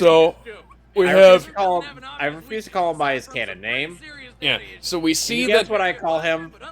We see that Luke has the other saber, and they really only bring it up for basically no reason. Like my father before me. Oh, now, excuse me. I'm about to go bitch about Trump again. Now, if you'll excuse me, I'm about to go kill my tall, nephew. N.A. skinny. We have actual height for him. Why? Why don't you just use the actor's height and weight? Use the Force, you. Described isn't nice. They are just powering through all of their abilities. Look at my face, step in my soul, let me get to stupefy. Look at my face, step in my soul, let me get to stupefy. Stupefy. Now, let me say something. If Harry Potter returns to Death Battle, who should they face? Nobody. Okay. Harry should face off Percy Jackson. Okay, I really like that. That's a good one. I like that. Anyway, Harry Potter versus who? Percy Jackson. From Percy Jackson and the Olympians. Oh, by the way, in case you're wondering, I was making more of a reference to, They're not even using the full loadout of spells from the fucking game. They have footage from the game! They're not even using all of the spells from the games. They're using footage from the fucking game. The game wasn't even good, though. Why would you give Harry the Avada Kedavra when, yes, it is implied he can use it, but character-wise, he would never use it? Welcome to Death Battle with Open Bar. They would probably give it to him now and let him use it now, considering they changed the rules a bit. Occlumency is irrelevant. You shouldn't be bringing it up. Luke Skywalker would be immune to it anyways. By the way, did you hear we're now getting a live-action adaptation of the Harry Potter books in the form of a TV show? Yeah, I can't wait because there's no way it could possibly be worse than. I will say, people are going to bitch. People are going to bitch. No, people are going to bitch about it, and it's going to shatter records because of it. I guarantee you, it's going to be another Hogwarts where that game did over 200% better than what Warner Bros. Was expecting. Harry Potter still makes a lot of money. Mm-hmm. Yep. As for the. Yeah. So. All right. We're By the way, in case you're wondering, Bender, I'm sure you've seen the Angry Joe review of Harry Potter yes. So we're watching this Super Nintendo Luke Skywalker, Game Boy Advance Harry Potter. And immediately goes for the Why Avada would he Kedavra. start off with the Avada Kedavra? We're not James voicing Harry so Potter. we're not using Prime era either of them. We're using Return of the Jedi Luke Skywalker from before he was the official Grand Master. These are just the available sprites. Harry, These are only available. And Harry from year 1. No, because that's from the Game Boy Advance version of Philosopher's Stone. Yeah, because those are the only sprites available. Yeah, he's right. They have other sprites available. They had the ones they did not. No, they had the DS sprites from Goblet of Fire. No. As someone who's been in this community, as someone. Oh wait. That's not how that works. And I'm gonna use the Force. That's also not how that works. Here it comes. Shatterpoint. We're using Shatterpoint. I love this stuff. Look at this shit. This is terrible. That is the worst Photoshop I've ever seen. That was good. Oh, nice.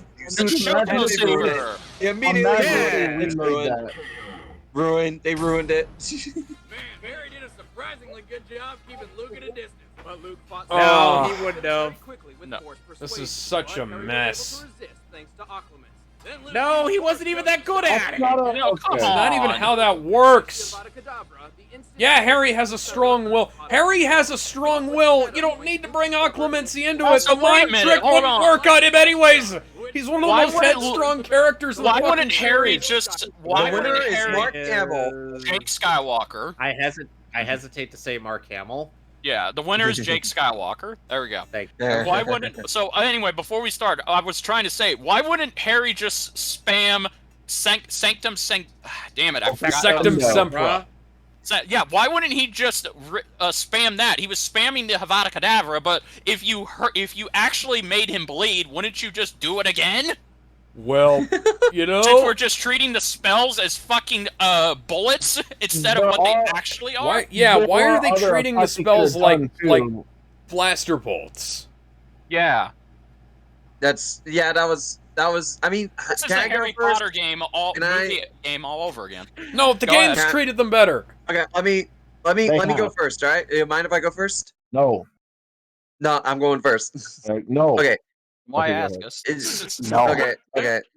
This is not a particularly good episode, even for when it was released. Yeah, it wasn't that particularly good. I mean, there is some bits in the fight I thought were fun. I did like. Guys, we've only got 2 more episodes left. We only got 1 more episode left of season 1, and then we'll never have to think about those seasons. Yeah. Let me finish. Let me finish. For the love of God. Okay. Hang on. Okay. So, where was I at? I'm gonna have to restart now. No. Yeah, this episode, even for the time it was released, was not as good. Like, we had Vegeta vs. Shadow 4 episodes before this. I mean, in terms of fun, I guess I had a tiny bit more fun than Mario vs. Sonic, but that's kind of a low bar at the end of the day. I like the death is cool until they immediately fucked it up with a really lame way to end it. It's like, you rip his face open, that's awesome, and you immediately just have a little random lightsaber you just had in his pocket. And again, like season 1 research, yeah, not good. I mean, no shit. It's early season 1, so I'm not gonna give it as much shit as I would give, let's say, Cammy vs. Sonya or Batman give it as much shit as you want. Yeah, but it's still, I would put it at the bottom of. Let me look at my tiers. Where would I have put it? I guess, yeah, I would put it. I don't even think. This is actually kind of hard. Pretty bad. I'd somewhere near the bottom of pretty bad. So I would say, you know what? Yeah, at the bottom of pretty bad. Because at least I have some more attachment to Mario vs. Sonic's original one. As RGS said, is like it's so bad it's good.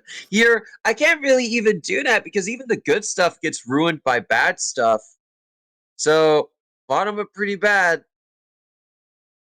Where would Alex? You want to rant? I know you wanted to rant about this episode. Okay, so between the heavily truncated, we'll call it, analysis for each of the characters. The fact that they're not exactly using either of the characters at their primes. I was hoping to see, like, you know, head of the Auror department Harry Potter versus Jedi Grandmaster Luke Skywalker, and we got, granted, you know, you can say sprite sets are limited. There were more advanced sprites for Harry that they could have used from the Nintendo DS games before they moved into full 3D. Granted, this episode should have been full 3D, because, you know, there's a lot of dynamism that they missed out on in this fight. I know, Mike.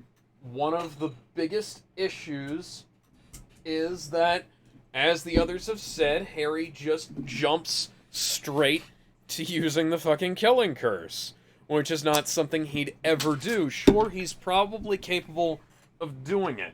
I'm not gonna deny that, but they completely fucked up. They did that thing where Death Battle treats wildly differing magic systems, magic and power systems, as though they're remotely similar. So Luke is just parrying the fucking spells left and right with his lightsaber. Harry can just blow up a lightsaber, even though it was just parrying spells left and right earlier, so they're inconsistent as fuck. Excuse me. And then, you know, they act like, you know, oh, occlumency and legilimency, he would automatically have some interaction with the Force Mind Trick thing, when the Force Mind Trick wouldn't work on Harry because he's just too goddamn stubborn, you know? Like, he is strong of will, and like Obi-Wan said, mind tricks don't work on the strong of will, they work on the weak-minded. Luke isn't weak-minded. Luke is the exact, go fucking read Order of the Phoenix again, Goblet of Fire, everything. And Harry is one of the strongest-willed characters in there, and he doesn't need occlumency, because his natural abilities already override, his tendency overrides the fucking mind trick. And then you have the fact that they brought up a bunch of expanded universe shit and did fuck all with it.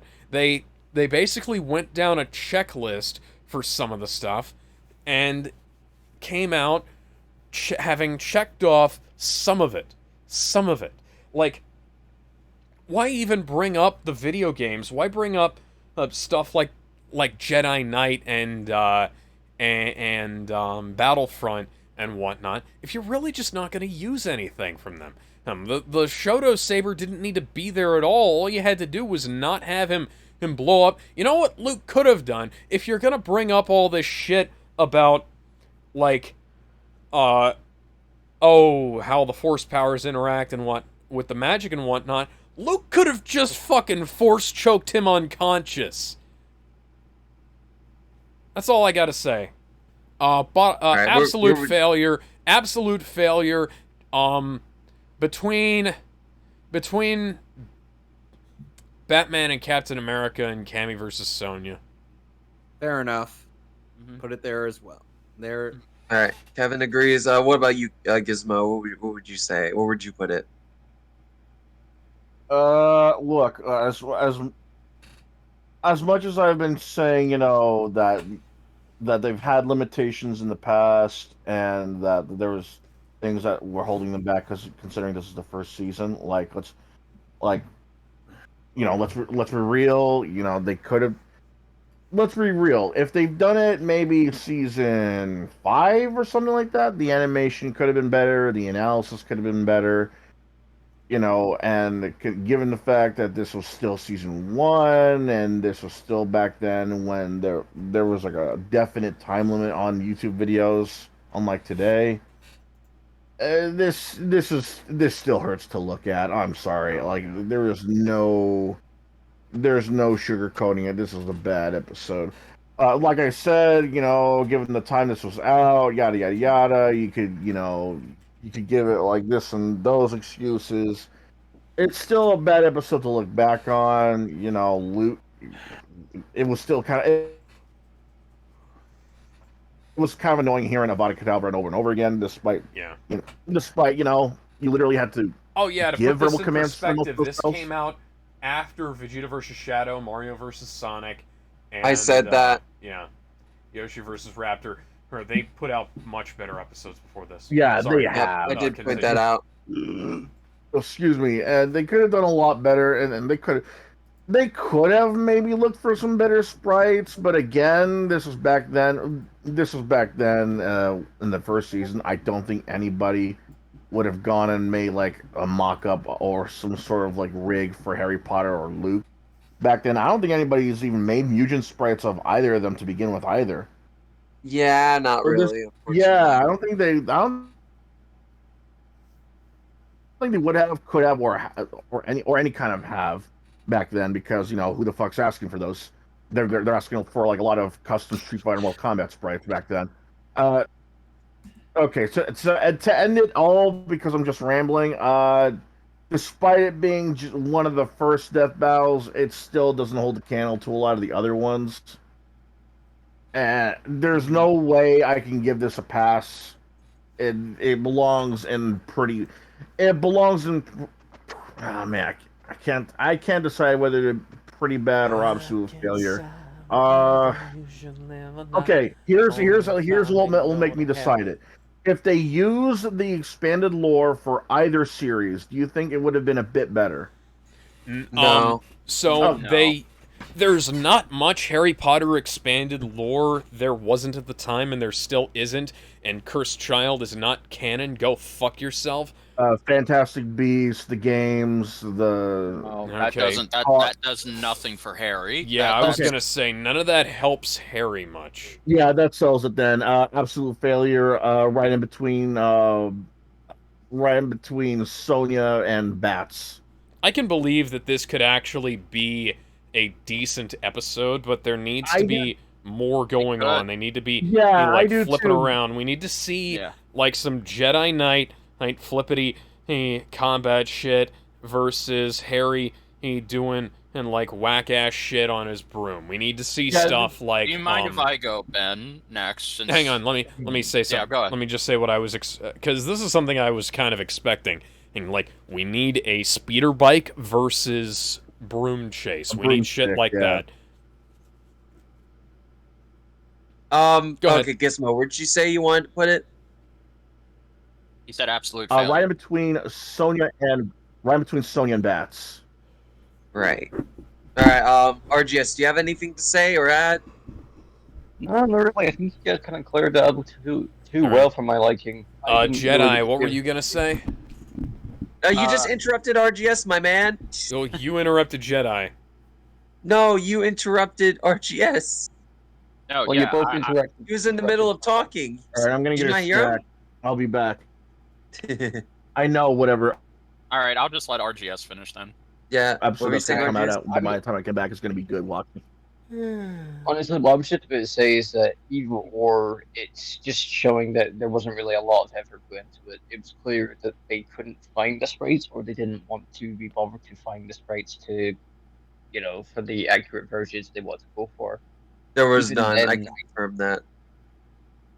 Right, but even then, it does feel like this was done to satisfy an episode quota more than they were willing to do it because they thought it'd be fun. That will always be a factor for a lot of these episodes, but it feels like this one was kind of like half-assed put into it.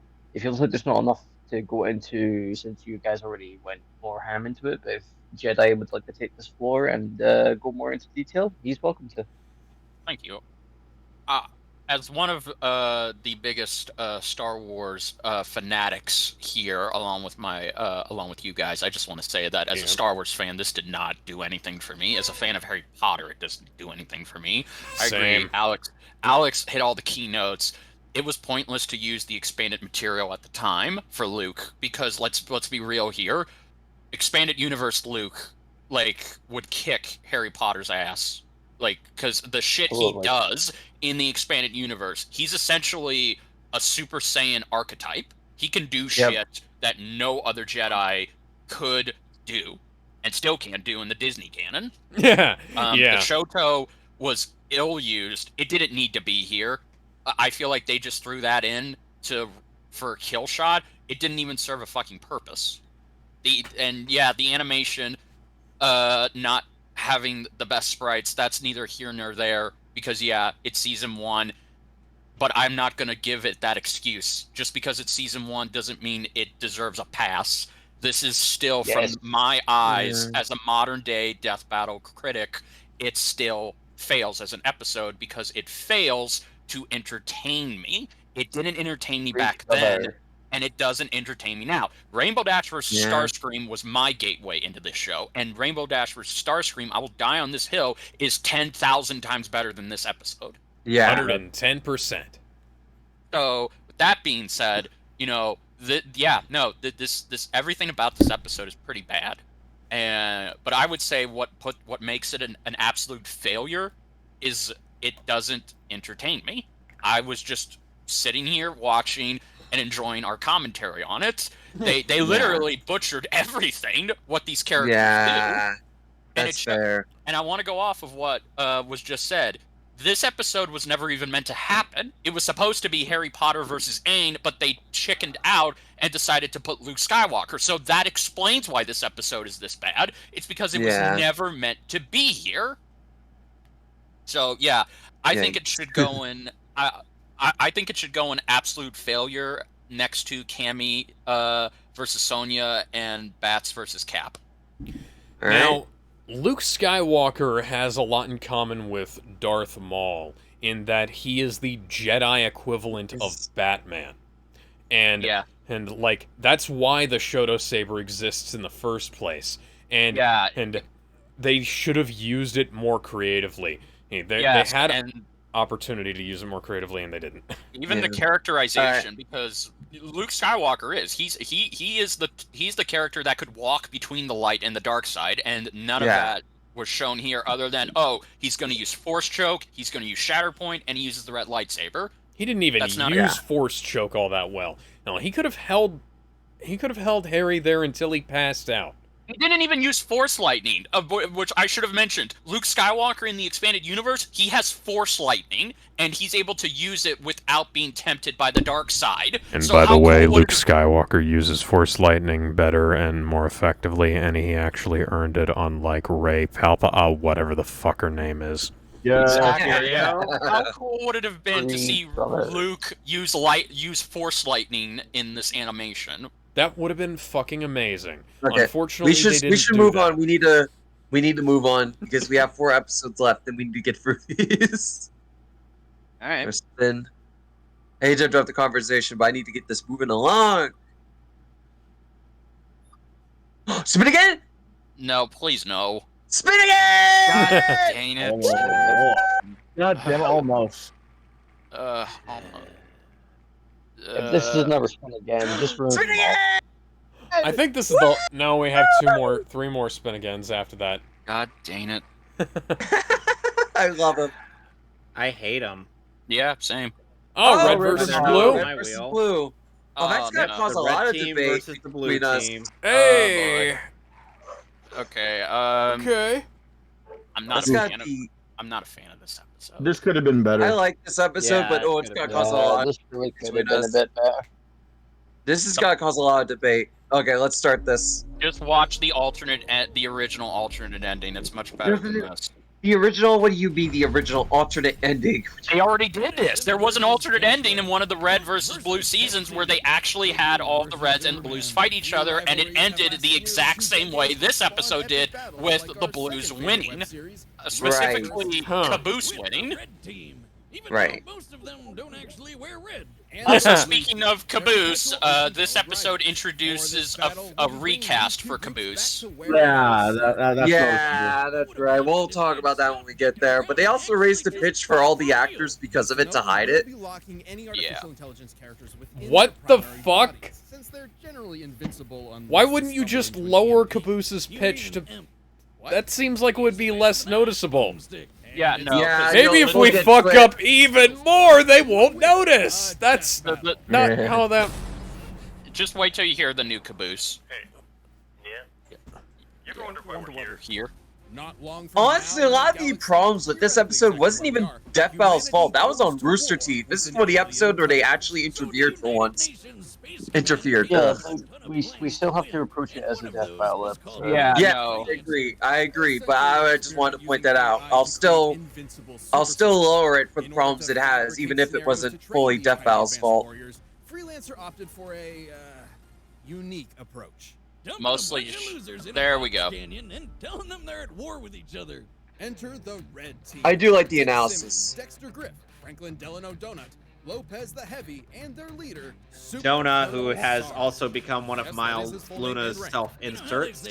Oh. They haven't met Super Colonel Sarge, who I bet was Richard Dick. Hey! the second he popped into the world. Attention, blue team! This is the red team! We are here to destroy you! Your long reign of being the shittiest team around is about to come to a sudden and cataclysmic end! Once in orbital drop shot. So you're gonna be the shittiest team around now? Shut up! Project Freelancer to achieve his dream.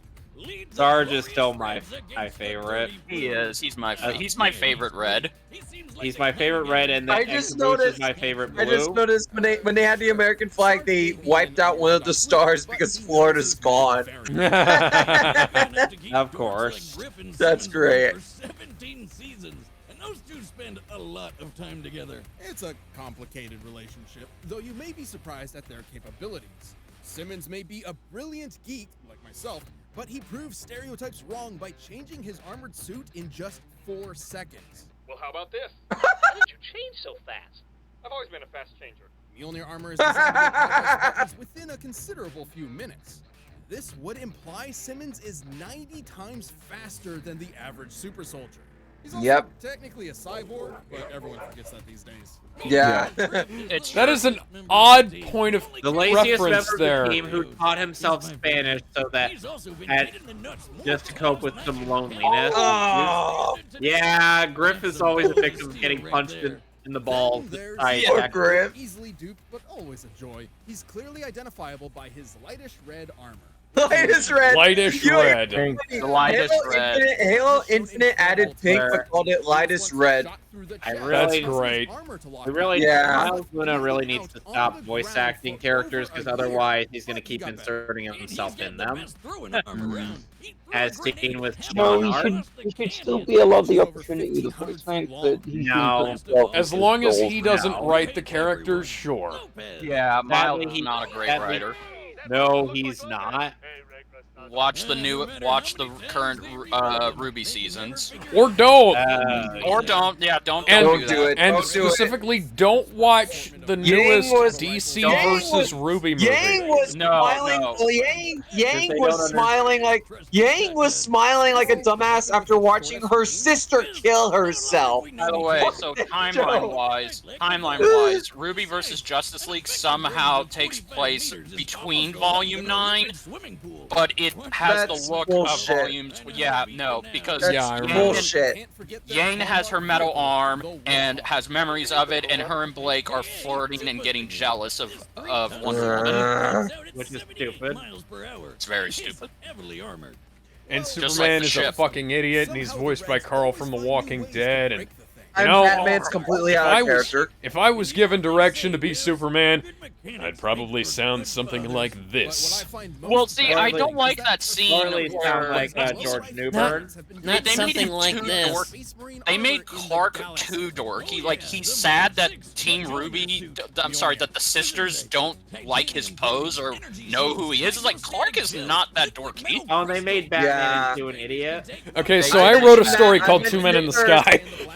I'm gonna stop bringing that up now, one of these days, but I wrote a story called Two Men in the Sky, where Superman goes to a parallel world and nobody knows him and one of the heroes there somehow burned down the water park. One of the heroes there tries to mock Superman for his name and his outfit, and Superman just shuts him down with one sentence, and he doesn't even give a shit about what they think of him. And what's that sentence? Yeah. It's not an S. On my world, it stands for hope. I'll go get my car keys. Actually, it might be 2 sentences, but still. I want to watch the show again. This makes me want to watch Red vs. Blue. I recently got the whole series on Blu-ray, so... I need to do that. I don't want to get the series after season 11 or 12 because I feel like that's when it started to go down. Yeah, I also had to get... whenever I watch Red vs. Blue, I'll stop at season 13. I also had to get one of the seasons from Australia because the US version of the Blu-ray was really expensive. Jesus. Wow. Yeah. Yeah, I ever not just. I mean, I get a lot of stuff from Australia and the UK. Yeah, I like that You- cheaper if you're- or You might That should be a realize problem. that's I had the to old get Red vs. Blue Unreleased. seasons because from what I was able to tell from one of their controversial My tweets name on is Lucy, Michael J. Caboose. And I Hey, Texas. Texas. Texas. Texas. That too. Leonard Church, Lavernius Tucker, Michael J. Caboose, Agent Texas, and Sheila, who is actually Phyllis. But remember that 50 megaton bomb? Church's team all survived it too, including himself. Yep. While it was inside his own body. What? Tucker wants you to think he's a ladies' man. However, after careful, painstaking analysis, Also, Tucker's the we only have determined one that among- he is in fact a virgin. being that his most frequent hookup. Also, Kind of a badass though. Yeah, Tucker can actually fight. Yeah. Oh God! Oh God. By the way, that was Tucker- weird, man. By the way, that beam saber that Tucker has, Badass of the bunch. unless you kill him, he's the only one who can wield it. Tex Yeah. is Yeah. an anomaly. She's not really a blue, but a freelancer assigned to the team through circumstance. Yet she's also not really a freelancer, but a robot duplicate hosting an artificial intelligence fragment split from the alpha as a clone of the director's late wife, Allison. Yep. Which we went over in the other Carolina Red vs. Blue versus episode. Meta. Yeah. Oh my God, that scene was so good. God. yeah, Red Texas vs. is Blue, always- unironically, has better writing than most of what 343 does. I know, right? It sure hasn't stopped her from kicking some I mean, serious hell, ass. seasons Maybe 1 even through all. 13. Seasons 1 through 13 are much better than current Ruby these days. Yeah. The 66-ton tank with a mind of its own, the perfect companion for Caboose's team. Hell, even the time travel seasons were better than current Ruby. Yeah, the moral of this story is anything is better than current Ruby. Yeah. And apparently they're trying to Batwoman. What about Batwoman? Which one? Hell no. What about Batwoman? The TV show. No, which one? Like the one with Kay Kane or the one with the OC, with the African American OC? In you go. Okay, hey, let's say seasons 2 through 3. Seasons 2 through 3. That's the I one would with- say that Batwoman seasons 2 through 3 are about even. Aside from Tucker's kick-ass lightsaber, Maybe on the verge of being worse than Ruby. Let's go with that. I haven't watched much of Modern Ruby, I have to admit, because I dropped Okay. it. I dropped it when they fired Vic Mignogna. Okay, so season Alex, 9, no, season wait, 9 Bender, almost Bender. got good. Bender. I actually That's almost showed worse. Alex an out of context clip of season 9 of Ruby. Yeah. Okay. So here's Alex, you're The a out of writer, right? context bit. The out of context bit was the curious cat, as voiced by Robbie Damon, entering Neo's body through her mouth. Yeah. Yeah. Okay. So To the tune of Alex. Sorry, Kevin. Go ahead. To Okay. the You tune sure? of the Paranoia Agent intro. Okay. So Kevin, you're a writer. I'm sorry. Alex, you're a writer, right? You know basic stuff about writing. Yes. I am as well. Okay, both of you. Okay, cool. Sorry. So how? So I'm tell the me. writer, Okay, well, either way, you tell me if this is a good way to get your stupid ship Oh wait, this finally joke, this together. joke. Hang on, this joke. Struggling to do something like that. I mean, I guess this means Caboose is better than Goku. Yeah! Anyway, Okay, sure. Pissed off. I remember this pissed off so many people. I wonder why. It's almost So yeah, what were you gonna say, Jedi? Okay, so tell me if this is a good way for Blake and Yang to get together, finally. They're both on the opposite sides of a bridge, and there is nothing there. It's basically Last Crusade. the bridge will form as long as they're honest and talk about what they like about each other until finally when they get close together, when the bridge is complete, that's when they make fucking out. retarded. No, Yeah. no, it's terrible. I've written a couple getting together, and guess what? Okay, It's let's not listen as to the contrived as voices. this. That is so Hold contrived. on, can I cut in? Can I cut in with that weird? that voice is so Caboose is wonderful. The new Caboose doesn't sound that great. I'm sorry, guys. I'm sorry, we're gabbling I all want to over. go back. None of you are new listening to the Caboose. higher pitched voice. All I right. need you to listen to how higher pitched it is. I know. Oh, I need you to listen. Fine. Okay, why did we bring the flag out here? Because it's supposed to rain today. You have to remember to take your flag outside when it rains. None of that is right. What's a flag got to do with rain? Do you notice it? It's higher pitched. I hear it. Obviously, It's really bad. The animation's great though, but Don't, damn that voice. I don't like it. Well, Why do they of course fire? the animation's great. Why do they because fire I the think- original Caboose? Yeah, I know. There was no reason given, as far as I'm aware. There was some controversial shit he did, from what I remember. I can't. Again, Did he like kill somebody or No. or kidnap someone? No. Okay, well then I have. You know. Oh, by if the he- way, Sheila doesn't speak a single line for some Neither does reason. Tex. Tex and Sheila don't talk, but were they fired too, or what? no, Texas's voice actress was fired because she also said some controversial shit. What she said, I can't remember, but it essentially got her canned. So instead of recasting her part like they did with Caboose in this, they just chose to have Sheila and Texas be mutes. So it boils down to fucking bullshit then. Oh shit! Yeah. Yeah, basically stuff that Death Battle they didn't do didn't- anything about because Rooster Teeth was fucking him over on it. Yeah. Because if like, you know, if they didn't. Well, all of it. Yeah. What do they call somebody's mom fat or something? He did a flip! And fire. Yeah. There we go. Jesus, what was that? Where's it?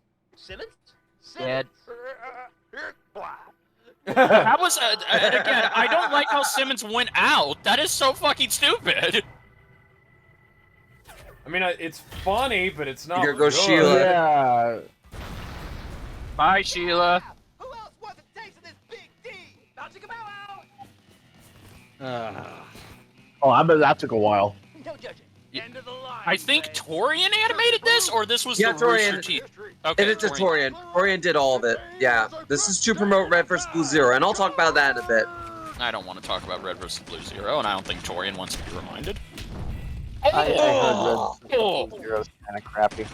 oh, fuck! Oh my God! Yeah, I could see Torian's handiwork. Yeah, I love that shot with them running and shooting. That's so good. Monty would be proud of you, Torian. Oh, Yeah. there you go, Griff. Oh. Come on. Oh! Oh no! I love how he aims at Sarge. Not today, Roboto. Ooh! So good! Yes. Oh.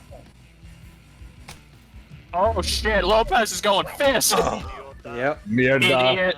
You don't stand a He's not chance actually- against me. He's not actually speaking Spanish, it's fake Spanish. Oh. Yep. There are only a handful of words in the Spanish language. Holy Nice. Oh, that was good. That's a Star That Wars was great. fucking moment Yeah, that's there. actually, He's ahead again. that is accurate. Yeah. Oh, wait a second. Now I know where they ripped off that shot from The Last Jedi from. Oh. So we can add Death Battle to the shit that The Last Jedi Griff. ripped off. Oh boy. Oh. Actually, this episode came out after The Last Jedi. Oh, you're fucking kidding me. Oh, Griff! Griff's dead. About time. I don't like that. I don't like that. It's too out of character. How do I help? Just stay there, Caboose. Ah! He starts dancing! Because he can't shoot. Oh.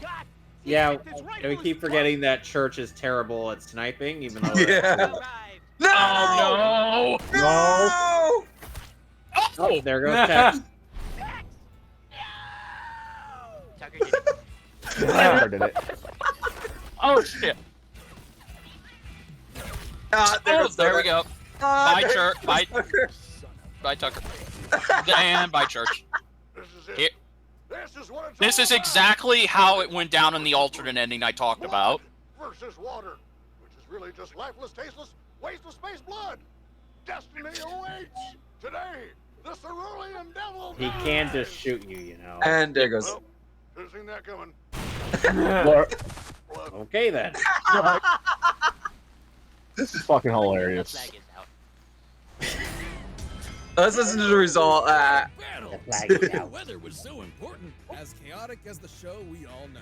Okay, so the Reds had plenty going for them. They had brains and speed on their side with Simmons, and they had some epic firepower. But the blue team had the grit to overpower them. When it comes to physical strength, nobody on the red team came close to the raw Boomstick, power of your Texas. dad just died. Look at that. Pretty clear. Like he knew. Tried to lift Andy once and he couldn't do I mean, there were hints. Character-wise, he still doesn't know Look, Sarge is the his dad. star is marked out. The star is marked out. You can't win them all. Speaking of So which, good. it could be argued Sarge has more extensive military experience than anyone else. Yep. However, Texas freelancer training was far more intensive than standard military issue. Just look at what she did to the Reds before. So good. Not to You just killed me. Yeah, her lame programming meant she couldn't win the I fight guess by herself, Tech but X her had a blue thing teammates for picked up the crushing slack. someone's Tucker balls. even got some free Maybe that's her Balls, kink. balls, balls. Agent Washington and could hold off a platoon of Good mercs all balls. by himself. No one ever said he wasn't good at solo activities. Oh, and in the fight between tanks versus cars, tanks generally win. Well, it's better than That one's pretty obvious. seeing old The red man. team may have Yes. been extremely resilient, mostly thanks to aggravating stubbornness, but it wasn't enough to Aggravating stubbornness is perfect. Force of blue team. If only they could have read that they'd end up with a case of the blues. And that's even without And in the corner. obviously superior power of artificial intelligence units. You know, dummy, you ever wonder why you're here? This is the blue team. The winner is Okay. Michael J. Booth. Caboose, who hates Yeah, taxes. it's literally Caboose. He killed everyone. I think we all agree on Yeah, that. but remember, Tucker did it. Yeah, Tucker did it. Tucker did it. All right, That wasn't Alex, me. how would That you was rate a this wall in my episode? way. It's pretty good, but you know, some of the voice shit is really obvious. Oh yeah. Yeah. Mm-hmm. So put I mean, it in- it's I think we should just put it near the bottom of it's of pretty good. yeah, Yeah, no, I middling. I don't know about. Okay, it's better than King Mickey versus Yoda, so it has to be up there. No, That's I cap. disagree with That's that cap. too. No. Cap. Can I get my opinion? Sure. No, Okay. tag me in. I want to start this one first. Alright, RGS. Okay, fine. RGS and then me. Because actually, Jedi, you cough. Alright. What'd you say? Hang on, Jedi. I didn't say anything. No, you go. I thought you did a cough thing. Okay, RGS, go. Right, so roll me down to it was fine. Sure. Okay, right. So I think it goes in that tier, mostly because I do like Torian's animation. Torian is always doing good work. I really do like the fight choreography and the cohesion in it. I do like how relatively grounded it is, even with the bits of comedy in there.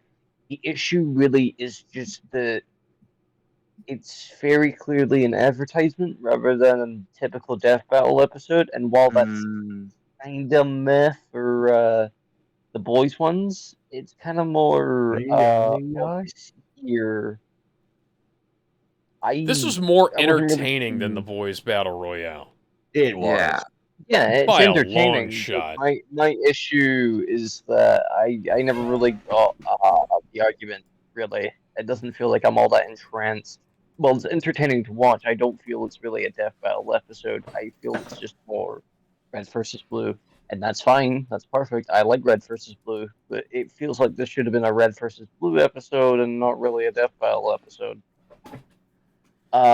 Hence why I want to put it in This Is Fine, because I do respect the effort, and for as much flaws as it has, like the replacement of different voice actors, or just the annexing of some of them, or even just the weird pitching, or even just something as kind of off-putting as as dummy as it usually is in the Death Battle he appears in, I just want to put it in This Is Fine and give it the benefit of the doubt of putting it above Excalibur versus Raiden. Because I do think it's the best out of It Was Fine. It's just that I feel this isn't really a Death Battle episode, mostly because I don't really get the hype. I just enjoy what bits I enjoy. All right, so or the top of it was fine for you. I just wanted to double check. Above Excalibur and okay. Raiden. I was confused for a second. That's what you said. Okay, and Alex, you said the middle, pretty damn good. Okay, middle to top end, yeah. I'm gonna go on a little bit of a rant because I feel pity for this episode because a lot of the issues, and this is not gonna change my ranking. Any of the issues this episode had will still affect it. I just wanted to make this clear. A lot of the issues is because Rooster Teeth, in one of the very rare circumstances for Death Battle, actually intervened with the episode and kept fucking them over on some things. For starters, the unnecessary delay. If you recall, back when Red vs. Blue was originally going to be released, it got delayed because one of the voice actors who played the villain was exposed as an actual sex pet. So they had to push it back. Here's the issue, though. The Death Battle episode was always going to come out like 2 or 3 weeks before the episode. So they delayed it, even though it would have been weeks before Red vs. Blue Zero anyways. And that kind of screwed things over. Then you got the voice acting thing, as we mentioned multiple times. The voice acting issues were all caused by Rooster Teeth. And Death Battle just essentially had to kind of listen to what anything Rooster Teeth had to say and hope for the best. And that results in, I mean, there's a lot that's still good here, but there's also just a lot of bad, unfortunately. And that's a shame, since Red vs. Blue usually has great voice acting from, I mean, amateur voice actors, you could argue, but they're still really good. And then you get to the animation, because I will say this. The first half of it, from the beginning up to Simmons, was really weak. With Simmons' death was really weak. I do like Simmons' death. There was a video called Top 10 Death Battle Deaths where someone put it 10. Because it genuinely does change the mood of the fight going into the second half, which is far better. And I do sort of agree with that. Do I think it could have been handled better, made a bit more shocking since, a Red just died? And I say, yeah, I do think it could have been improved to make it a bit more shocking that one of them actually died and then take that shift into the second round or the second half. Because I'll be honest, I have the episode pretty high, not too high, but decently high because the second half is so much fucking fun. Let's be honest, like that it was really fun. The hand-to-hand combat between the Reds and Blues, the gun combat they had. My only complaint is that I wish there was a bit more to it. And same with the ending. I wish there was a bit of a fight between Sarge and Caboose. Maybe like Sarge tries to push him or whatnot. He just can't do anything to him. And maybe he goes in like a tangent and then he gets blown up. I don't know. The thing I do enjoy most, and damn this episode for, is that I want to watch Red vs. Blue again. And I'm going to have to go on eBay and buy the complete series set now. And I don't want to do that. Cheaper. Is it cheaper? Yeah, good it's like to know. $5 cheaper. Yeah, okay, good to know. Brand new. Good to know. But yeah, thank you again. I do like this episode, despite the issues, mostly because of the good shit in the fight and the really fun analysis and an obvious result. I can't really compliment the result. Everyone saw this coming because they literally done it before. But honestly, I find it hard to rank. Because for me, it's either going to be at the top of pretty damn good or somewhere in the bottom area of worthy death. I can't really decide.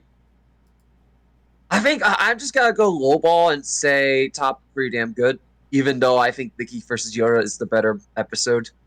You know what? Fuck it. Behind Mickey versus Yoda. I'm just gonna say that. I do like this episode for what it does right.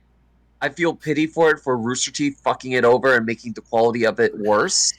I feel bad for Torian of what he had to go through with Red vs. Blue Zero.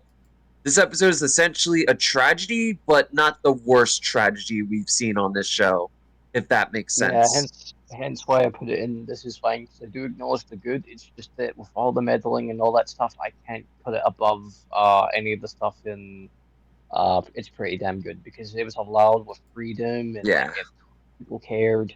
Hence why out of principle and just that was stuff I couldn't put it above. There's another thing. Why didn't they make this another crossover? Like Red and Blues are debating. Maybe they start to fight. Wait, and Cooper's like, I just called someone, and Biz and Boomstick arrive. Like, why couldn't they do something like that again? that would have been really good. That would have been way better. Like that would have been so much better. But no, that's still disappointing to me. But yeah, pretty damn good. Behind Yoda, Gizmo, go. Gizmo?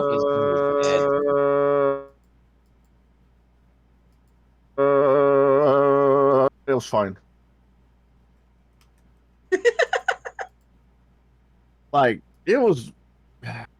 Like, this is Red versus Blue. Keep in mind, this is the same series that had a talking bomb and Tucker going back in time in a completely different game.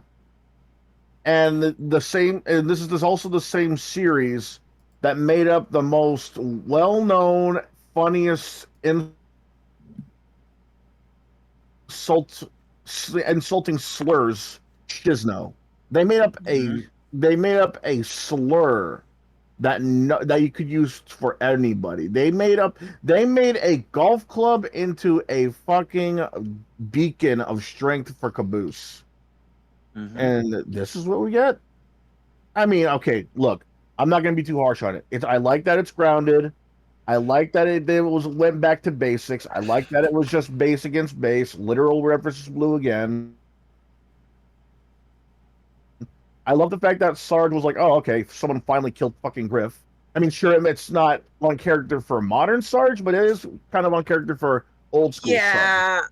I forgot to mention that. I get why they did that, but it was just... I get that, but it's still kind of an odd episode. They could have picked something better for Caboose. Let's be honest here, man. That's such an obvious recast. This is a Rooster Teeth issue because, like, when they recast Caboose, guy sounds nothing like Caboose. Recast Crow, guy sounds nothing like fucking Crow. He does not, man. Yeah. Like, Vic Mignogna gave him a gruffer voice. It's like, I think they do this just despite the original actors that voiced them for some reason. Nobody's asking, though. Nobody's telling them. Nobody's telling... No fan is saying, "Hey, do this, please," despite them. Okay, it's nobody's asking that. And dude, Griff sounds like he doesn't care. Like, okay, yeah, not caring as part of Griff's character, but he sounds like he really doesn't care. Like, hey, don't leave me behind.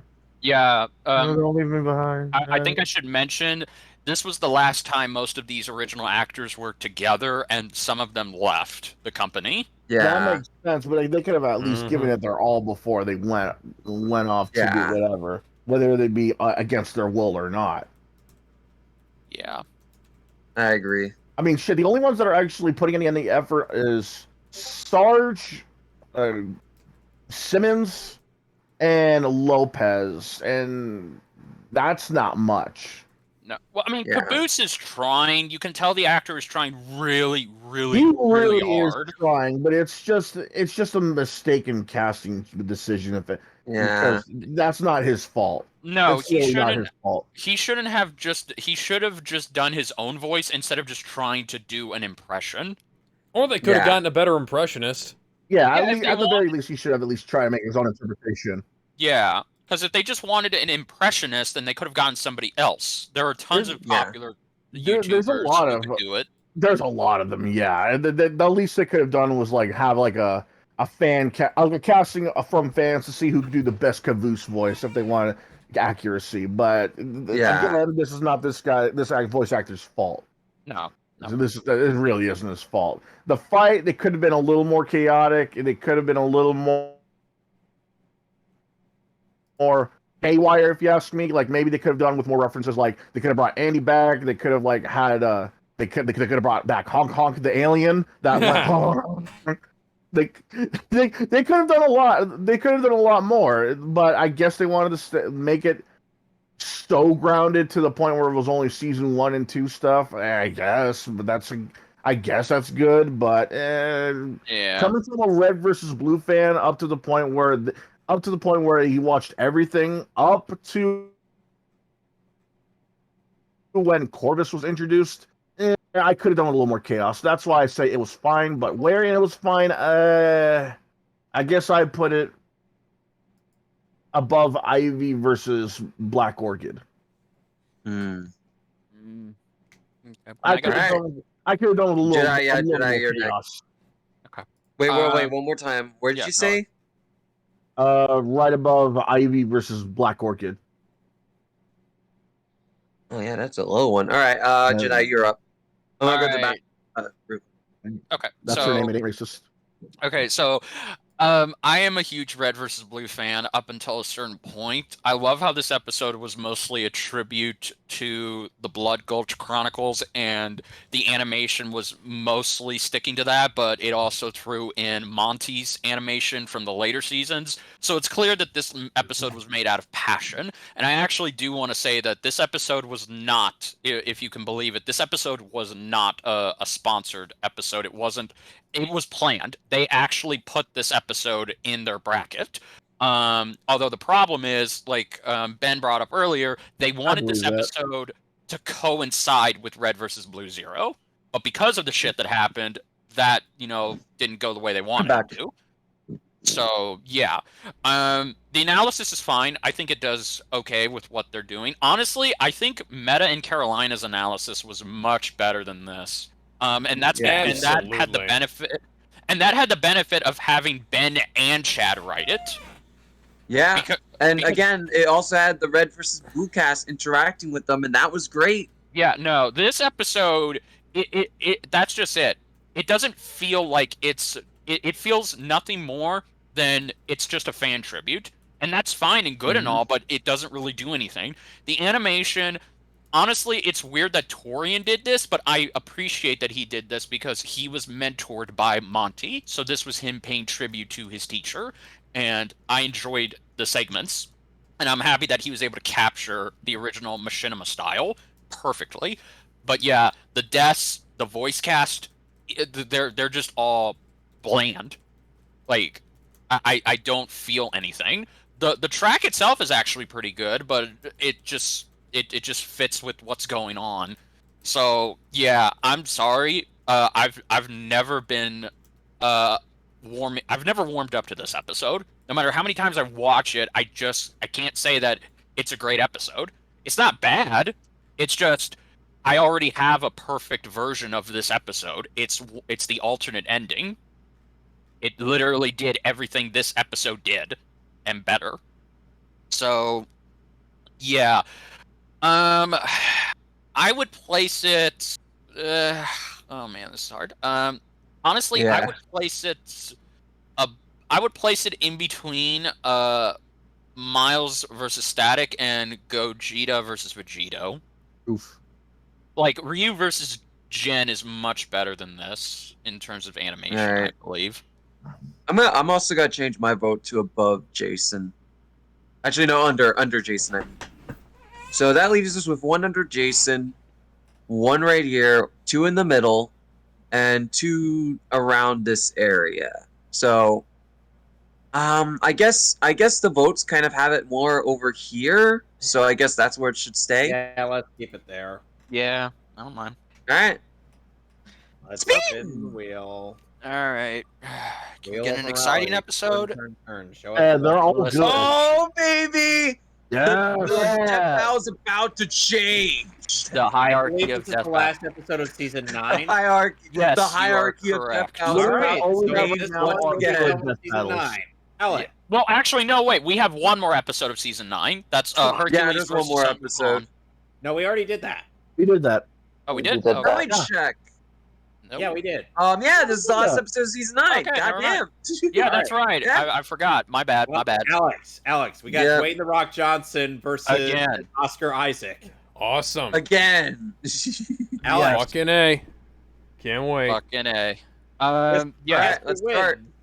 This episode is not generally favored upon in rankings I've seen because they look at it as they literally call this episode the meme episode. Why? What Really? is meme-ish? I mean, I get it. I get why, because this matchup has near the end of it, we see I mean, the Dwayne the Rock Johnson eyebrow raise. Yeah. I mean, I will say, I get it because this episode has been memed for half the Let me finish. This matchup in particular has been memed for half a decade, and they're finally doing it. So I get why you call it a meme episode, but I can't really look at it as that. Also, it has one of my favorite songs in the series too, "Fallen Gods." Wow, we'll get to it. It's good, but eh. I love it. I listen to it every day. That's good. Oh God. Yes, the man who held the powers of Shazam. Upon fleeing certain death, the two stumbled. The origin is a lot darker in the comics. For anyone who has seen the movie, you notice. Well, yeah, they had to make it. They had to make the movie lighter because again, we're played by Dwayne the Rock Johnson. There you go. I still really like the movie, but yeah, I get it. In all honesty, the movie. Weight 198 pounds. Not when he's played by the Rock, he ain't. Yeah, where does that? Bender, if we were to paint Black Adam in a somewhat sympathetic light, I would have to go with the movie's version. Okay, yeah, I still have yet to see the movie. It's good. Honestly, I hear mixed things. I need to decide for myself. But yeah. Yep. I do agree that the comic did some parts better, but the movie also did some parts better as well. Yeah. With the full might of the wizards at his fingertips, Black Adam annihilated the barbarians and freed his city. I'm kind of sad we'll never see a sequel to Black Adam because I really like that movie. Well, it was really good. Well, okay, if we did get a sequel, so here's what would have happened, because this was the plan before Gunn and Peter Safran were now in charge of the DC Fuck universe. both of them. Okay. Yeah, talk about it. Okay, so Dwayne the Rock Johnson's plan was he wanted the DCEU to continue, but under one condition: it would have to revolve around him and Henry Cavill, and only them. And the I'm sequel cool with that. was to have both Henry Cavill and Black Adam fight each other, and because The Rock and here's the thing: Henry Cavill was brought back because of The Rock, and The Rock fought hard to get him back. But he ultimately would want Black Adam to beat Superman because The Rock has a huge ego. He doesn't believe his character should ever be beaten by anybody. Wow. In terms of the comics, it's a big maybe if Black Adam could win. He does have the magic edge, but at the same time, Superman has better scaling. So I do see how Black Adam could win, but again, higher scaling stuff, it's a bit weird. Yeah. So what I'm trying to say is that I don't mind. It's just you know, like I will say, I wouldn't have a hissy fit if Superman lost. I would get it, but it would be a little weird. Yeah. I mean, if it meant bringing back Henry Cavill for his own movies and more Justice League Snyder stuff, I would be on board for it. Give The Rock whatever he wanted. No, I heavily disagree. I don't want a DC universe to have The Rock ultimately be the one who's in charge, because that was the whole deal. The Rock would have been in charge. He would have decided what happens. The Rock being in charge would have been better than them taking the entire universe and flushing it down the fucking toilet. Maybe he would have kept Shazam too from being shit. I know The Rock could be.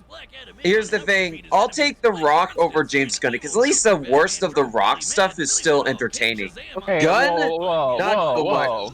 Gunn has made some Gunn actually knows how to make a film. That's the difference. The Rock is the Suicide Squad. The Suicide Squad was terrible. I like the Suicide Squad. I think it's great. I thought the Suicide Squad mediocre, but I revisited it. Oh boy. I don't. We're gonna I need think to have a here's talk the thing: after this, both The Bender. Rock and know. James Gunn have massive egos. At least The Rock still knows how to make something entertaining. But Yeah, are we gonna and pretend to- that The Rock like- doesn't have a fucking ego? The Like, Rock people- has the biggest ego. People like Oh, to I know. blame. I just said No. he has. I know. I This- just said he had a put massive The ego. Rock's At least ego he still knows how to make aside. something entertaining. Yeah. Put The Rock's ego aside for the moment. And, people like to blame him for Shazam 2 being shit. No! Like, That is the writing, yeah. that's No, down to it's- the writing. If those writers put Black Adam in Shazam 2, it still would have been terrible. Well, see, that's just You it. know? The Rock, Here's the the Rock thing. threw You a wanna- hissy fit. The Rock threw a hissy fit and wanted. He actively fought the studio and the writers and told them, no, I cannot. My character can never be involved in Shazam 2.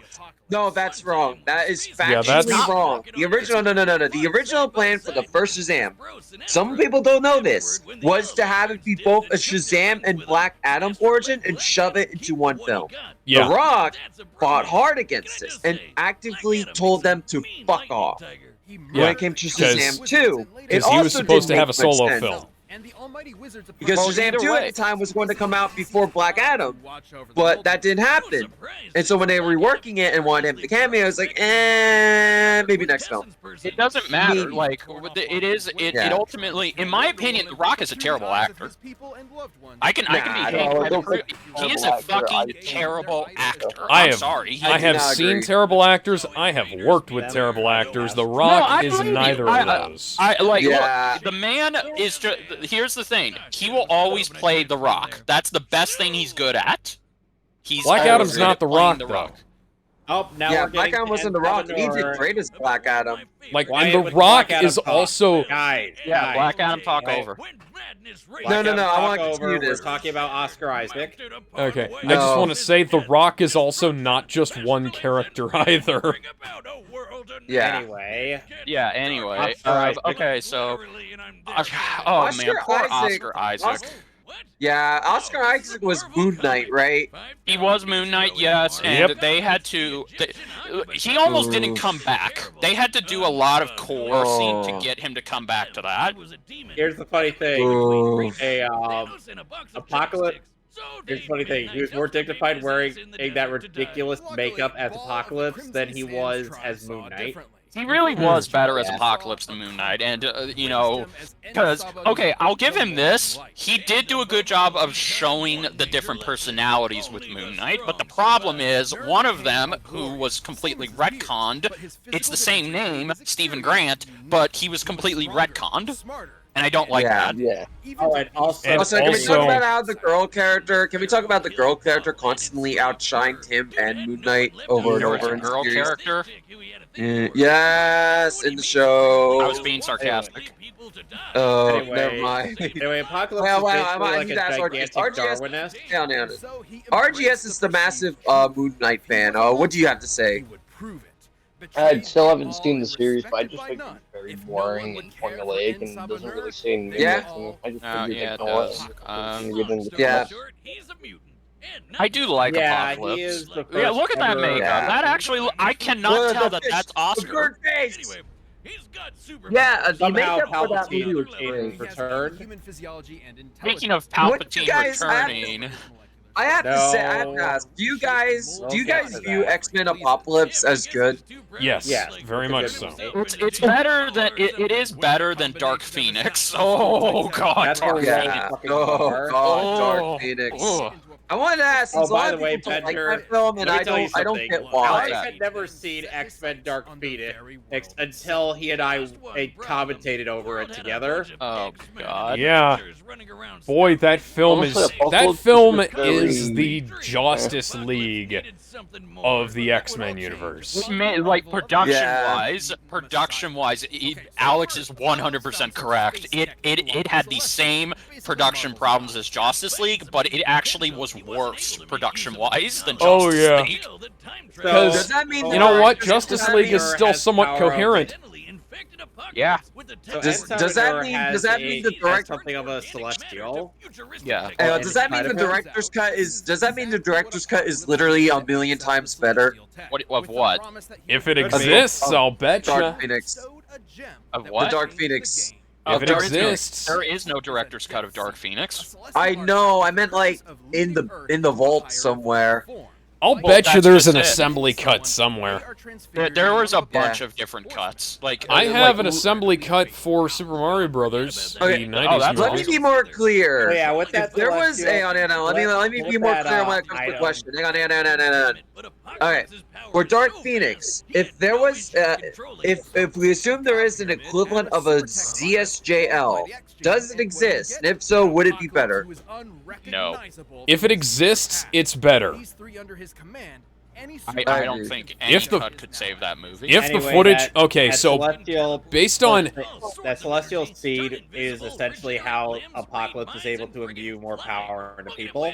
Yeah, okay. Exactly. If it exists, I'll say, hey, if the footage exists, there is a possibility to create a better film out of that. Because like the transition between like original movie and reshoots is like it's clunky as hell. And like the train fight, that is a really good fight scene. And it's sandwiched around it rather, is a bunch of garbage. So yeah, that's all I wanted to say. I actually think, okay, if they ever do a reboot, when they do the reboot of X-Men and they get back to Apocalypse, I think they should bring Oscar Isaac back. He deserves absolutely. a chance. I mean, he was doing the best he could. He literally did. I think he should be given another chance, but just give him better writing. Chances are they're going to stick him in a mocap suit, and also Apocalypse's speeches are legendary in that movie. God, yes. Everything they've built will fall, and from the ashes of their world, we'll build a better one. So long as he's got blood, metal, and that death seed, he'll just keep coming back again and again. And again. And again. And again. And again. And again. And again. And again. And again.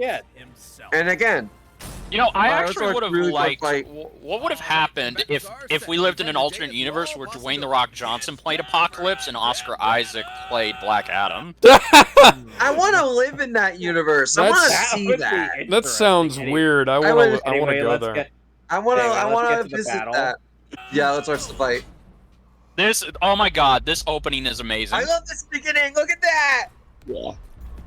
Oh, and the Unreal background. Oh my god. Nice. So good. Star Wars. You can thank Lazy Town for that. Yeah. Hi, Black Adam. Unironically, you can actually thank Lazy Town for that. Huh. I love this music. By the way, Lazy Town was a pioneer of visual effects. Unintelligible unless you actually have the lyrics on the standby.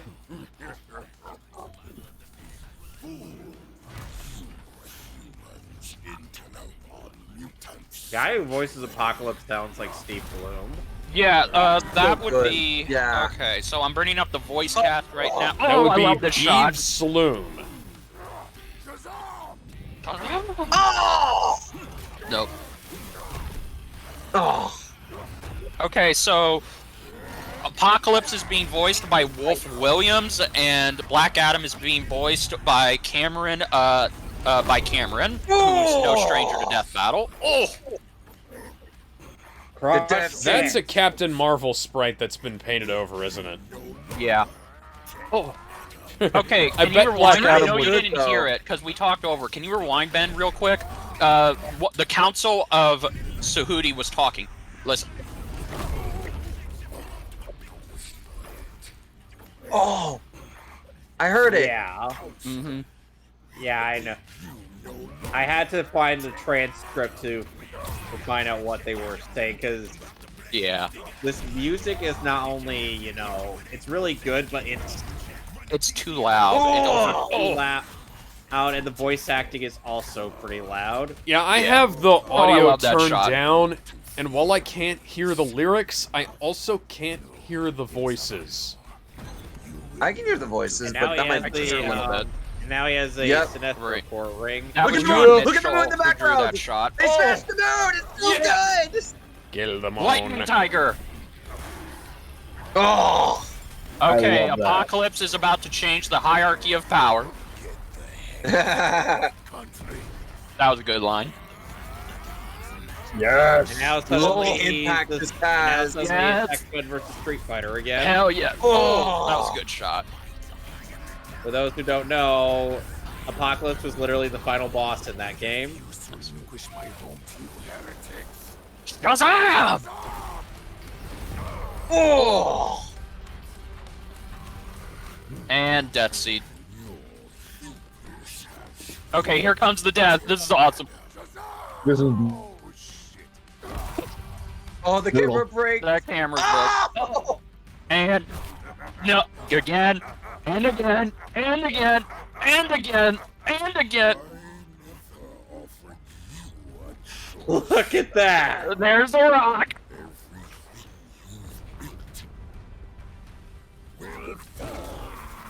Oh, that is fucked. Oh my god. Damn. That is brutal. Yeah. Not fucking damn. God damn. You know you're a fucking you're an asshole badass when you kill this dude again and again by stomping on him, show him his kingdom falling, and then pretty much suck the electricity out of him. Yeah. This result surprised us. For what it's worth, both Black Adam and Apocalypse displayed ludicrous levels of godlike ability. Both of Yep. their power supplies compared to cosmic beings like the Phoenix and Super. That's also incorrect. Quincy is far more powerful than these Celestials, but doesn't matter here. Strength and speed alone. Rather, Nope. it depended on how their abilities countered each other. In that regard, Apocalypse held many advantages. Bingo. He could one-up the living lightning. For almost any power Black Adam had, Apocalypse had a better version of it, and then some. Frankly, half of Black Adam's pantheon granted him abilities that Apocalypse possessed through his mutant genes alone, notwithstanding all his other abilities from Celestial Tech, the Techno-Organic Virus, and the Death Seed. Well, Black Adam did have something Apocalypse didn't. The wisdom of Sahuti, Big Brain God, could definitely clue him in on that Death Seed stuff. Yep. Without a Death Seed, Apocalypse would not have fared nearly as well against Black Adam's strength and tenacity. So to win, Black Adam would have needed to figure out how to destroy the Death Seed, but Apocalypse could defend against that and had way more options for his own victory. His telepathy got the best of Jean Grey, and there's no reason Apocalypse couldn't mind-read Black Adam. The courage of Mehen may have safeguarded him from mental attacks, but it never made him immune to telepathy outright. But most importantly, Apocalypse could absorb all of Black Adam's energy powers and There it turn is. right back around. The living lightning may be enchanted, but it is still lightning. It's frequently displayed properties of ice. See, and that's a good thus, point. There's no reason Apocalypse couldn't absorb it for himself. Plus, A lot of it's these been are good shared between points. People many times before, and the Yep. more it's given to other hosts, the weaker the original bearer becomes. Exactly. Stealing the power of the living lightning is how Teth Adam became Black Adam in the first place, so Apocalypse could do the same. By slurping up Black Adam's magic, Apocalypse grew in power while Black Adam got weaker. It was only a matter of time before Black Adam was literally helpless against the end of all things. Black Adam may have been power The camera but Apocalypse is Why did you put duct tape on it instead of clear tape? I don't know. That's a good question. Actually, you know what? It's Boomstick. Boomstick probably did it. Yeah. Winner is Oscar Isaacs. Oscar Isaac, you finally got a win, my guy. He finally got a W after all these years. Somehow We eventually have to wait for Moon Knight versus Batman, the return of the Batman. Oh god. Okay, All right, where's this Alex, going? go. All right, Alex. Alex. Okay, so I like the episode, and it's overall really fucking good, but I think we have too many episodes, and it's time for a death battle. Well, so I'm gonna have to go back. Can you let him finish, please? I do have a. Hang on. Do you want me? Do you want me to have an issue a solution? Are we gonna create a tier above it's time for a death battle? I was gonna just because in my tier list I made it 2 tiers. I had it's time for death battle and the one below it, quote unquote, near flawless victory. Okay, no, so I'm thinking about this. This is really good. But I think the fact that Apocalypse stomped on his head and there was any skull left knocks it down a few pegs for me. So you think so? Yeah, because if he'd have stomped through the skull and left no head on the body at all, well, I think that would have been better. Because he stomped. Apocalypse weighs like 1,000 pounds, and he was stomping on Black Adam's head a bunch. So I think I'm gonna say this is Gizmo. What are you doing? I'm gonna put this above. I'm gonna put this above Pokemon Battle Royale. Where's that? Here. It's right next to it. Yeah, it's right there. Oh yeah, it's right there, dude. There you go. What the fuck is wrong with you? And I thought I was blind. I didn't see it. I don't know why. I can see. I'm going All blind. right, Kevin, where would you put it? Same place. For me, let me start my timer. Hang on. Okay, for me, I really dig this episode. The analysis is good. We were kind of talking all over it, so I kind of missed most of it while we were bickering and arguing over stuff, but it was still good. The animation, though, I absolutely dig this animation. It has a great opening. The animation was really fluent. The Black Adam sprite, which was, I think, a custom rig, was really, really good. Apocalypse sprite, I can't remember if that's from Marvel vs. Capcom or if that's a custom one, too. I think it's an MVC sprite, but I couldn't swear to it. I can't remember, but it was also really good. The voice acting was really good outside of... Okay, Apocalypse was great. The issue is that the voice filter was modified a bit too much, and what I mean is that it makes it's a bit too hard to hear him. And that makes a lot of the badass moments kind of ruined. Honestly, and I love the music. I do love the music. As much as I love the music, the audio mixing kind of fails it. Yeah. The audio I can't mixing 100% and the kind comment of on the audio mixing because I had the volume down, but I have to say, hey, the audio mixing didn't help me any. It's weird because the audio mixing in the other episodes were perfect. Even like Gogeta versus Vegeta was great. This one's just, I don't know, maybe they just made a few bad choices. I don't know, but I still really like the episode. And where would it say? I like the I do have one complaint. The death. Shazam! There's a moment where he goes like Shazam! Shit, I don't like that. What they should have done is he should have had Shazam and then immediately get stomped over and over and over. I feel like that would have been better and more impactful at the end of the day. But that's just me. For where I would put it, that's a hard one. I would put it above Godzilla. And Gizmo, what are you doing? What's that noise? I think Gizmo was asleep because it sounds like snoring. Yeah. Yeah. Wake up! Wake up! Wake me up inside! Wake me up inside! I'm just gonna mute him on my end for now. But anyways, that's it. That's it for me. RGS, you're up. I'm assuming everyone can hear me. Yeah, I can hear you. Yes, I can hear you. Oh, hold on, shit, Gizmo, is that you? Did you just wake up? I've been awake. Yeah. Oh, so sorry. what was that noise? Yeah, what were you doing? Yeah, what were you doing? We You heard were a making bunch all of this sounds. weird noise. I You were don't hear making all anything. this weird noise. Well, What do you mean it wasn't? What, you hear It was like barking, this. or? It was like this weird Yeah, it's just gurgle warbling. noise. Yeah. What were you doing? I haven't been doing anything. I've been listening in. Okay, well, it must What be the a fuck? Okay. a feedback thing. It must be next Yeah. door or something. I'm not picking anything up. Okay. Maybe it was a ghost. It was a ghost. Gizmo, did you kill anyone recently? Ooh, ghost. Okay. Okay, it's your Well, turn, can't Gizmo. tell Legal, you as your he does lawyer, kill Gizmo, I'm advising you not to answer that question. Okay, Gizmo, you're up. Go. It's time for Death Battle above Lex and Doom. Ah. Fair enough. That's higher than I would have put it. It's a lot. It's entertaining. They threw enough punches. They use enough of their powers equally. That's a good point. Whatever The references were there. Whatever, I could live without them. Him using the ring, I didn't expect. I thought he would be setting aside because he's like, he was like too much of a proud guy to use powers that are not his. I just remembered. Fun fact: the animators added that in because it would be fucking cool. It was cool. I'm glad they did that. Yeah. Apocalypse. I wish there was a little more of him in his giant form, considering we've seen him more when he was small, and that is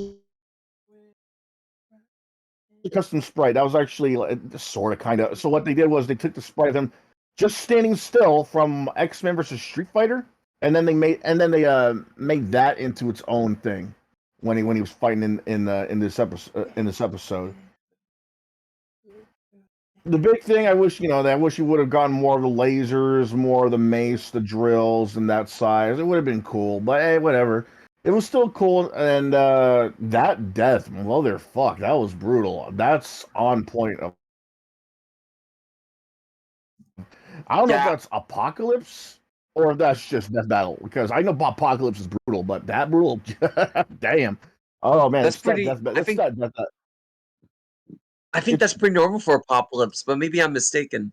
Oh, either way, it's the death that made it. That's finalized this into it's time for a death battle. Like Jesus. Yep.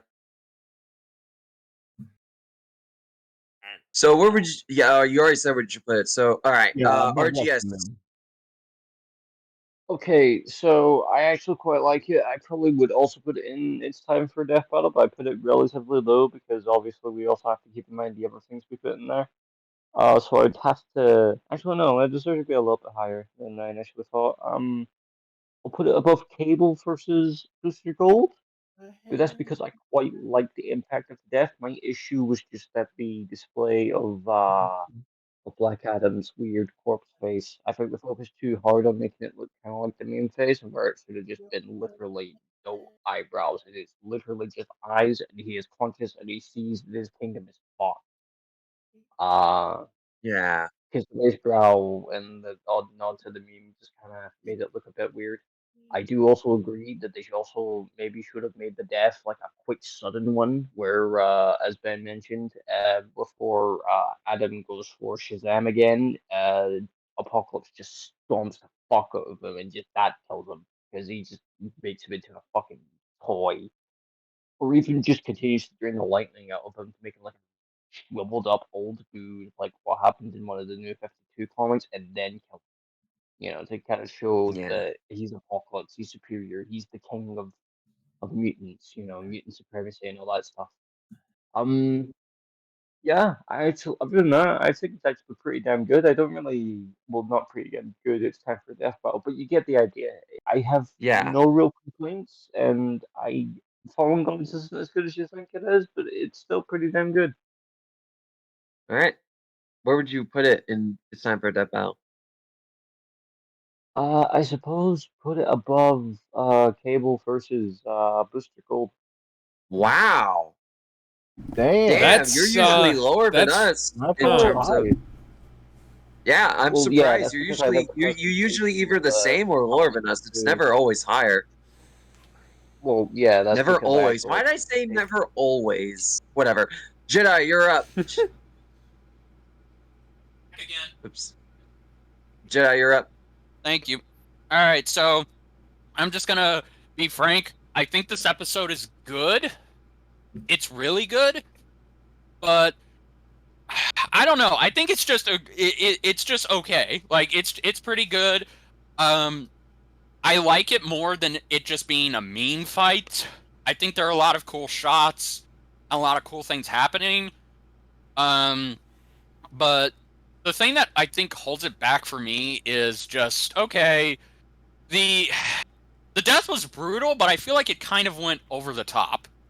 Like, I don't know if I'm the only one who feels that way. I mean, they broke the camera for the rest of the episode. Of course, you have a point.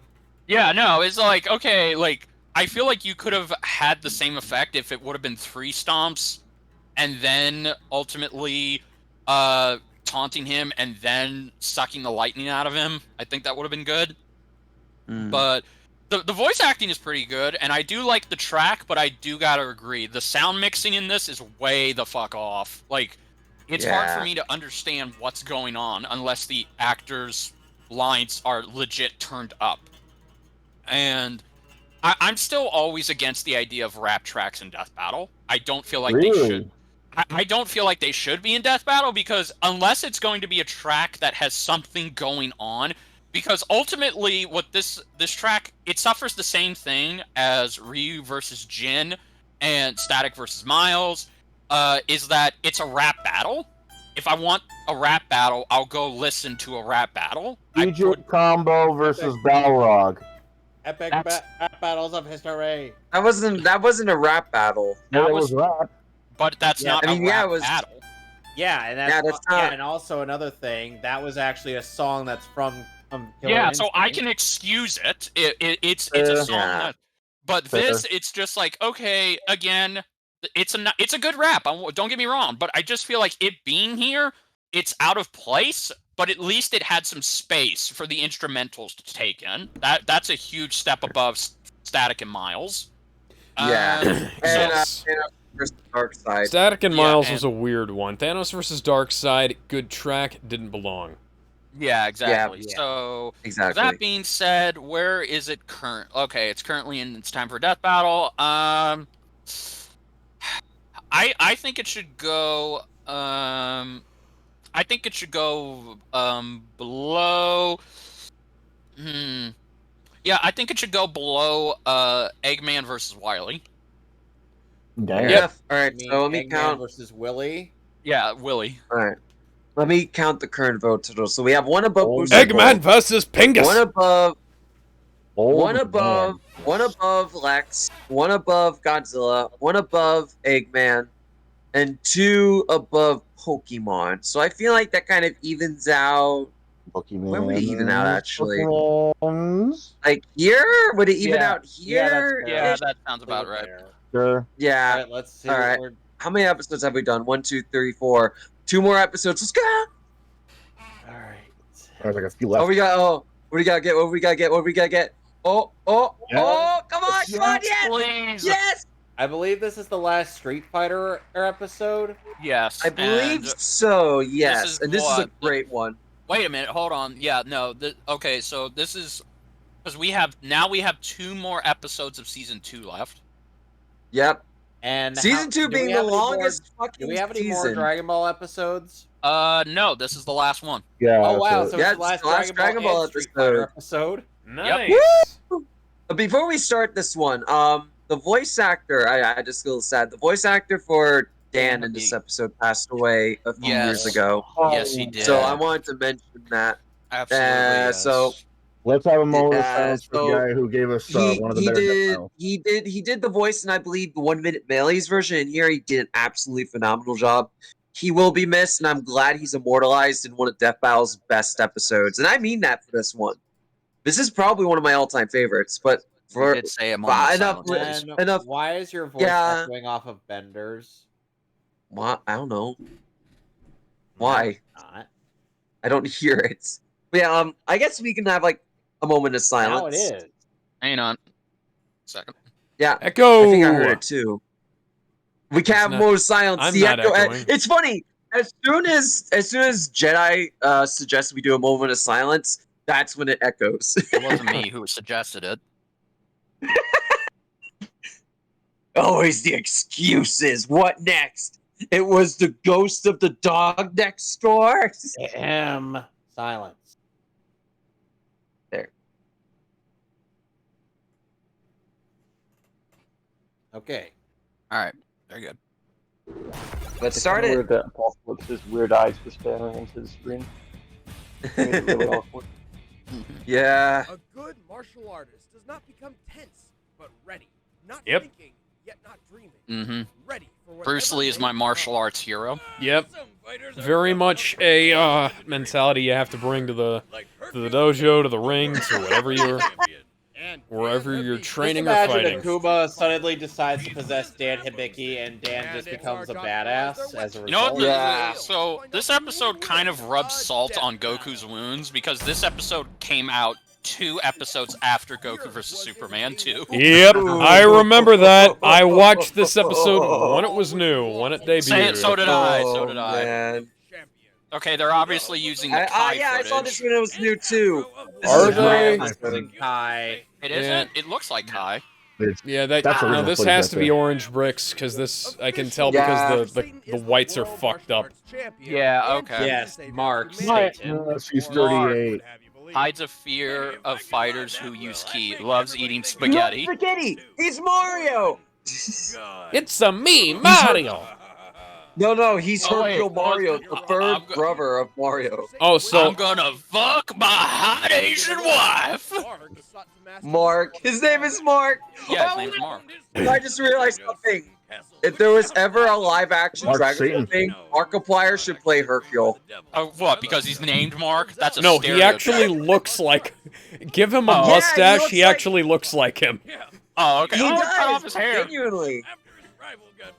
Yeah, I wasn't Mr. going to give his Satan- Mark. He does Yeah, but look here's like. the thing. he Mr. does look Satan like actually Hercule.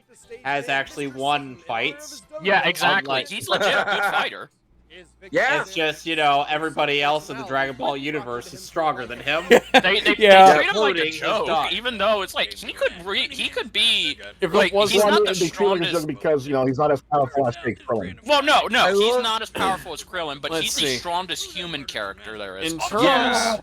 I was no, right no, there, bro. Krillin is still human. Oh, okay, No. Yeah, You're but we're misunderstanding what he's saying. referring He's to just strong. people No. who- He's no. Strongest stronger than non-ki most people who user. can't use ki. No. Yeah. Hang on. I know better. He's the strongest human that doesn't use ki. That's what That's Kevin what just Kevin said. said. That's what I Okay. just said. Not actually. Yep, that's orange bricks. You can tell by how blown out the fucking whites are. Okay, yeah, makes sense. By the way, Videl Contrast is is my fucked best up. girl from Yep, Dragon she's my Ball best Z. girl. Yeah, Vidal's the best girl. There's no Dragon Ball Bay. Oh, she's cute. Too cute for me. I love his theme song playing right now. Yeah, Bruce it's been Faulkner. so good. They're actually just regular kicks and punches. You really only named them so he could. I wish Hercule was in Fighters. Hey, this is That was a Ant-Man. huge, yeah.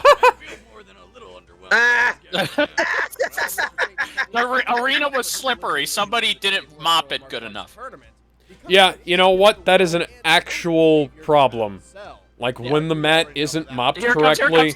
I could watch that. Hey! In fact, That felt cathartic. Guy is a miracle. I think you missed one. Let's go back and do it again. The first time he saw people flying and shooting That is people hilarious. he thought it was a bunch of cheap tricks and pyrotechnics.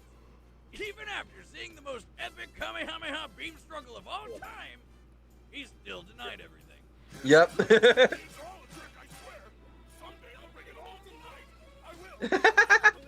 It took him a while Here's to accept it. That reminds me. Fun fact: the voice actor of Hercule wanted to be in this episode. Chris Rager. Yeah, he wanted. Yeah, he wanted to be in this episode, but Funny wouldn't let him, and he didn't have enough mouth to get away with it. I'm actually happy with Kagi Films voicing Hercule. Yeah, he actually does Wait, Kagi did the voice? Yeah, he did the voice. He I did had the no voice. idea. Him and him and oh my god, the actor we just mentioned, Voice Dan Hibiki. Yeah, both of them voiced their characters in the 1 Minute Melee, and they both got to come back and reprise the roles to work together. Yep. That was great. Yeah, he was Hercule in season 2. Holy shit! Yeah, I had Kagi no voiced. idea. Yeah, Kagi voiced Hercule in this episode and in the 1 Minute Melee. Yep. Yeah, the voice actor for Dan was named Brad Venable. Yeah, Brad. Well, if I have to Wait, are we talking Brad Venable? Yeah. Yeah. Oh, RGS left. What? What the fuck? What? Ben, what happened? Ben, what's going on? I'm getting disconnected for a split second. That's my bad. Put it back. I'm trying to. Wait, I like how he shouted out, "Put it back!" I rewinded a tiny bit. There we go. Now rest in peace, Brad Venable. I might want to check up on the stream. See if it's Can we not make fun of his name, please? Can we not do that? We're streaming on my. We're streaming from my end, so I don't have to check that. The only thing is that Ben's video is was fucked up. So. Yeah, that's my bad. I misclicked something and it disconnected me completely.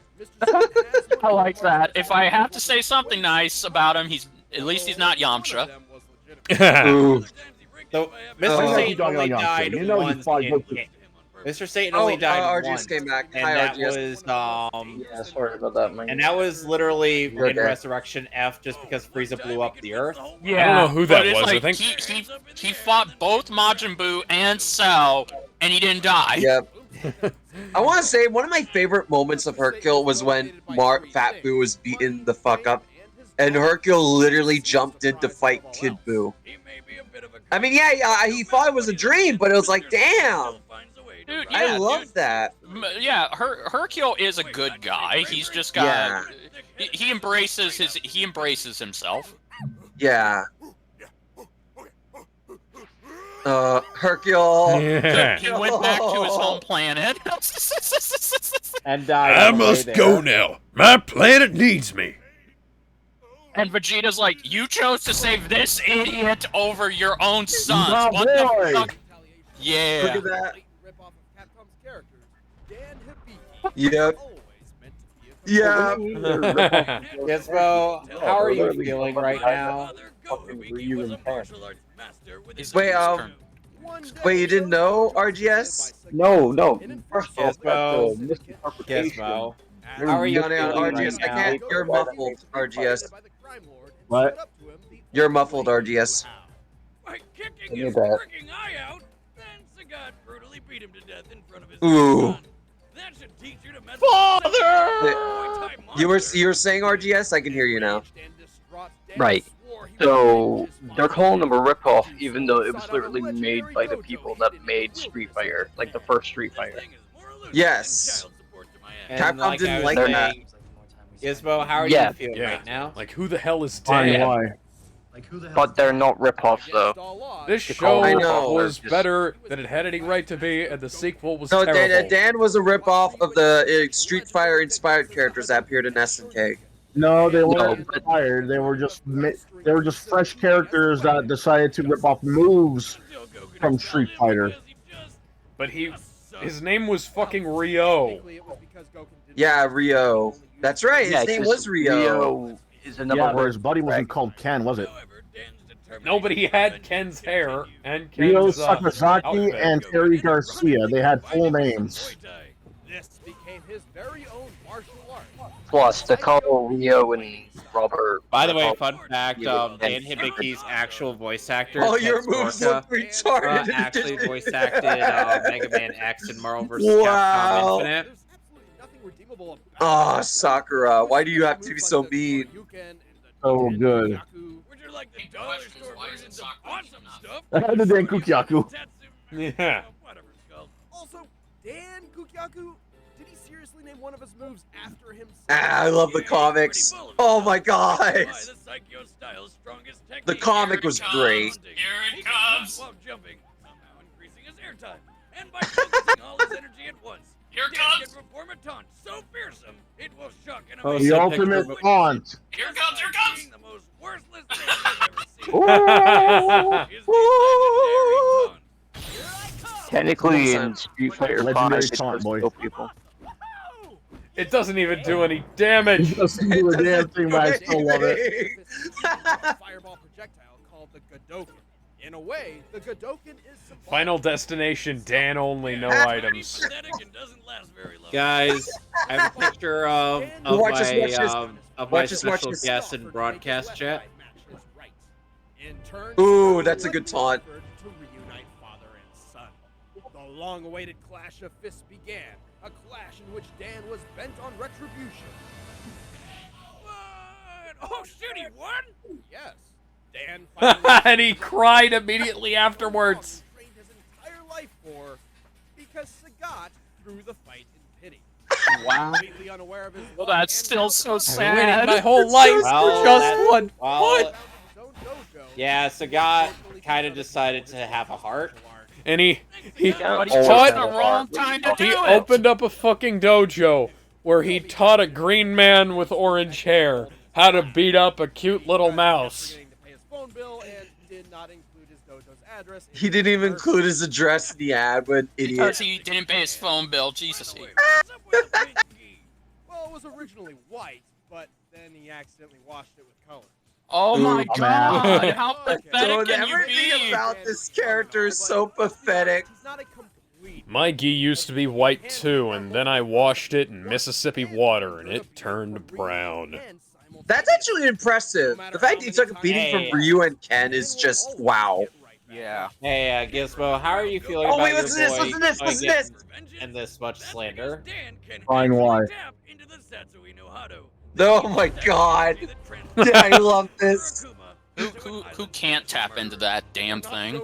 Yes, could also tap oh, into okay. That guy who shouts out explosive and was only in one game. I need at least one game to do access this. the Raging Demon? No. Yes.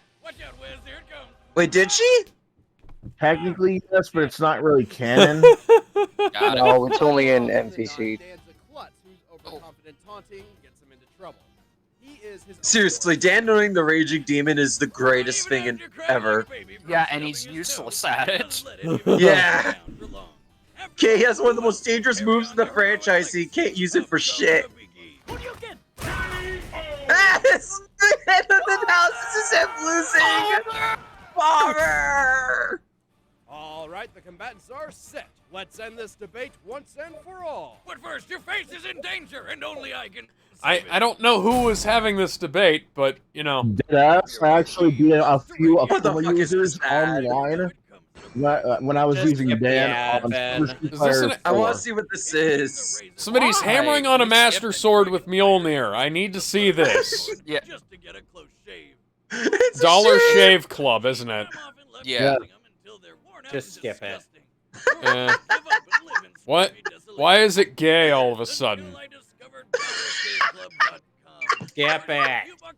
Please skip it. Okay, I'll skip. I just wanted to watch that part. Now it's slightly less gay and now it's more gay. Man, stop Torian, stop touching his face! Oh. Hey, look, that's Nick. Hey, look, that's Hercule. Okay, so what I like here, if you look close and pay close attention, this sprite has a jetpack, but they painted the jetpack straps to match his robe. Yeah, they had to point that out. Awesome. You know what they could have done? They could have cut those. Wait, listen. Yeah! How about you ring yourself out? You wish, chump. I hope you're ready God for rest you, Brad. God rest you. Yes. You will be missed. That music.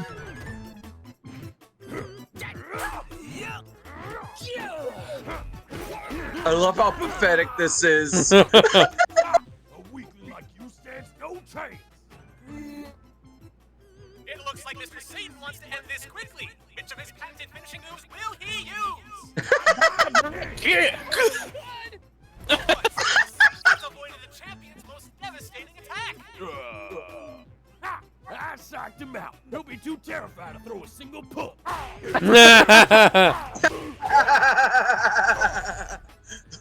love how pathetic There it comes. Oh!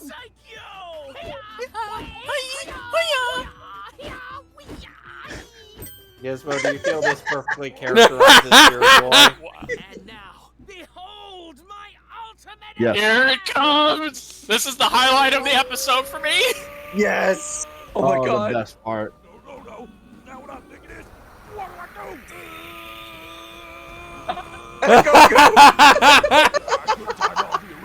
Yeah, I slipped due to my sheer muscle mass. Yeah. Holy crap, how long is this gonna take?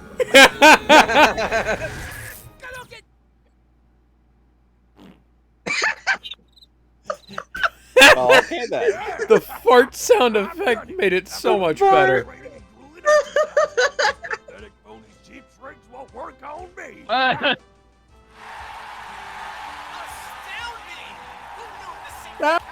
Makes sense. Was to act like a coward. Yeah. What? Oh, capsules. The items. Is it just me, or has Mr. Satan illegally smuggled weapons into the Scissor arena? blade. I saw a machine gun. Oh, wait, the straps were visible there. Yep. They're barely visible. That face? Oh, sweet, a jetpack. What? Oh, Here it comes. I no. love this part. Yes. Oh. Time for the next evolution of my martial art. Ultimate Rocket Booster Psyche of Doom! The blaster's crooked. Well, that's this. Oh my god. Only one more capsule left. Yeah, this would happen if you got a jetpack. Wait, I love this. Y'all think of something fast. This guy's good. I can't track his movements.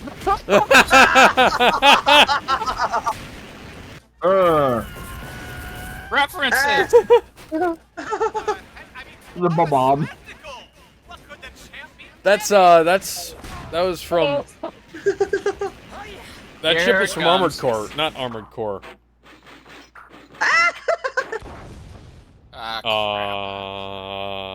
Here goes my favorite part of the episode. Here goes my favorite part. God, what's the pixelated gunfight thingy? Side scroller.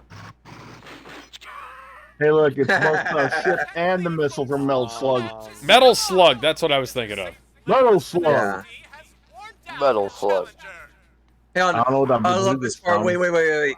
Get ready for this part. Me, Mr. Satan. That was my plan all along. Fake how he's the least convincing liar in the world and everybody buys it. I know.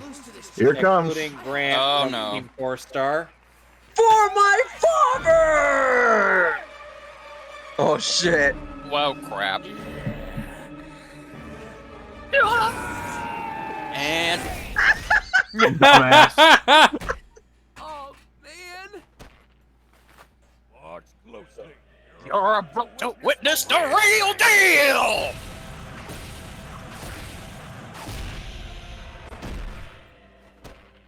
It looks like this is the end. Yeah. Yeah, just so you know, that Hercule Satan's taken from the arcade game. Oh. Oh, boy. Oh, man. Ooh.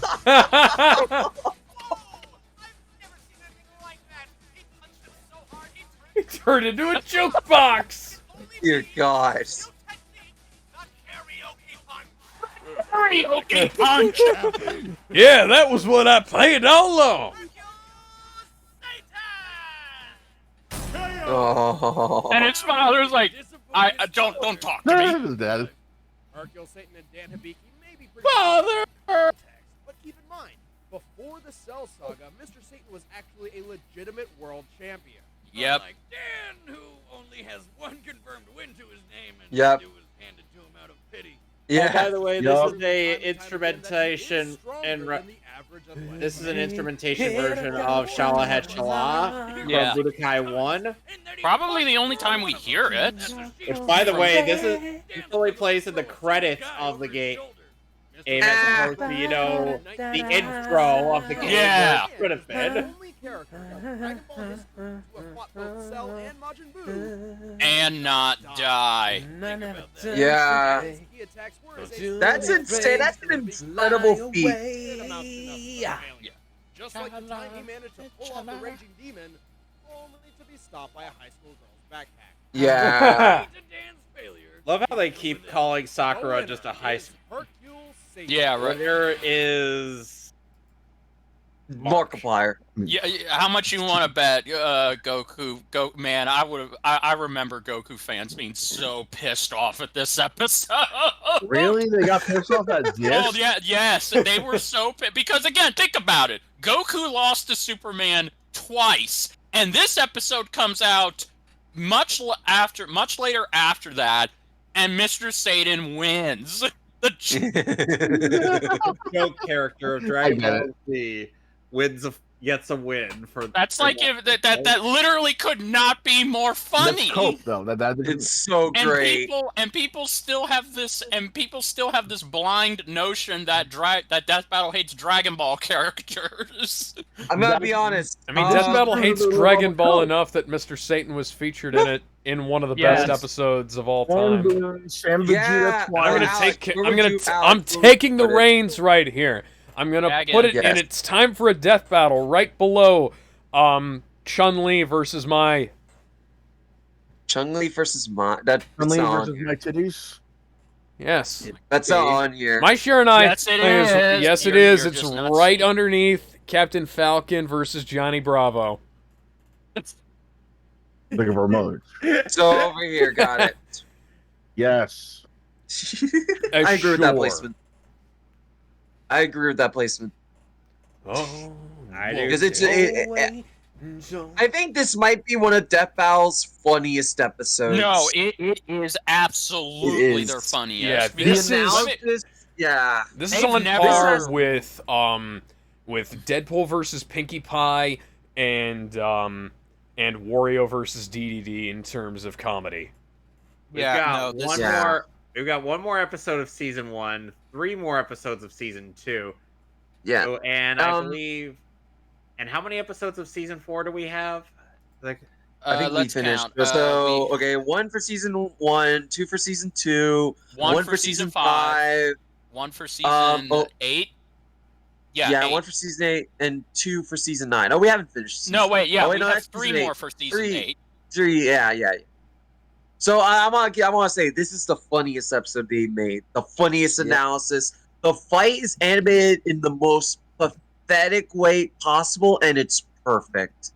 Like at the beginning fight when they blow their heads, it's like the most weak shit ever, and it's the funniest thing. Yes. Like it's genuinely fantastic. The only reason I wouldn't put it any higher was because those episodes are so grand and epic in scale that I don't know. It doesn't feel right putting that high. I disagree.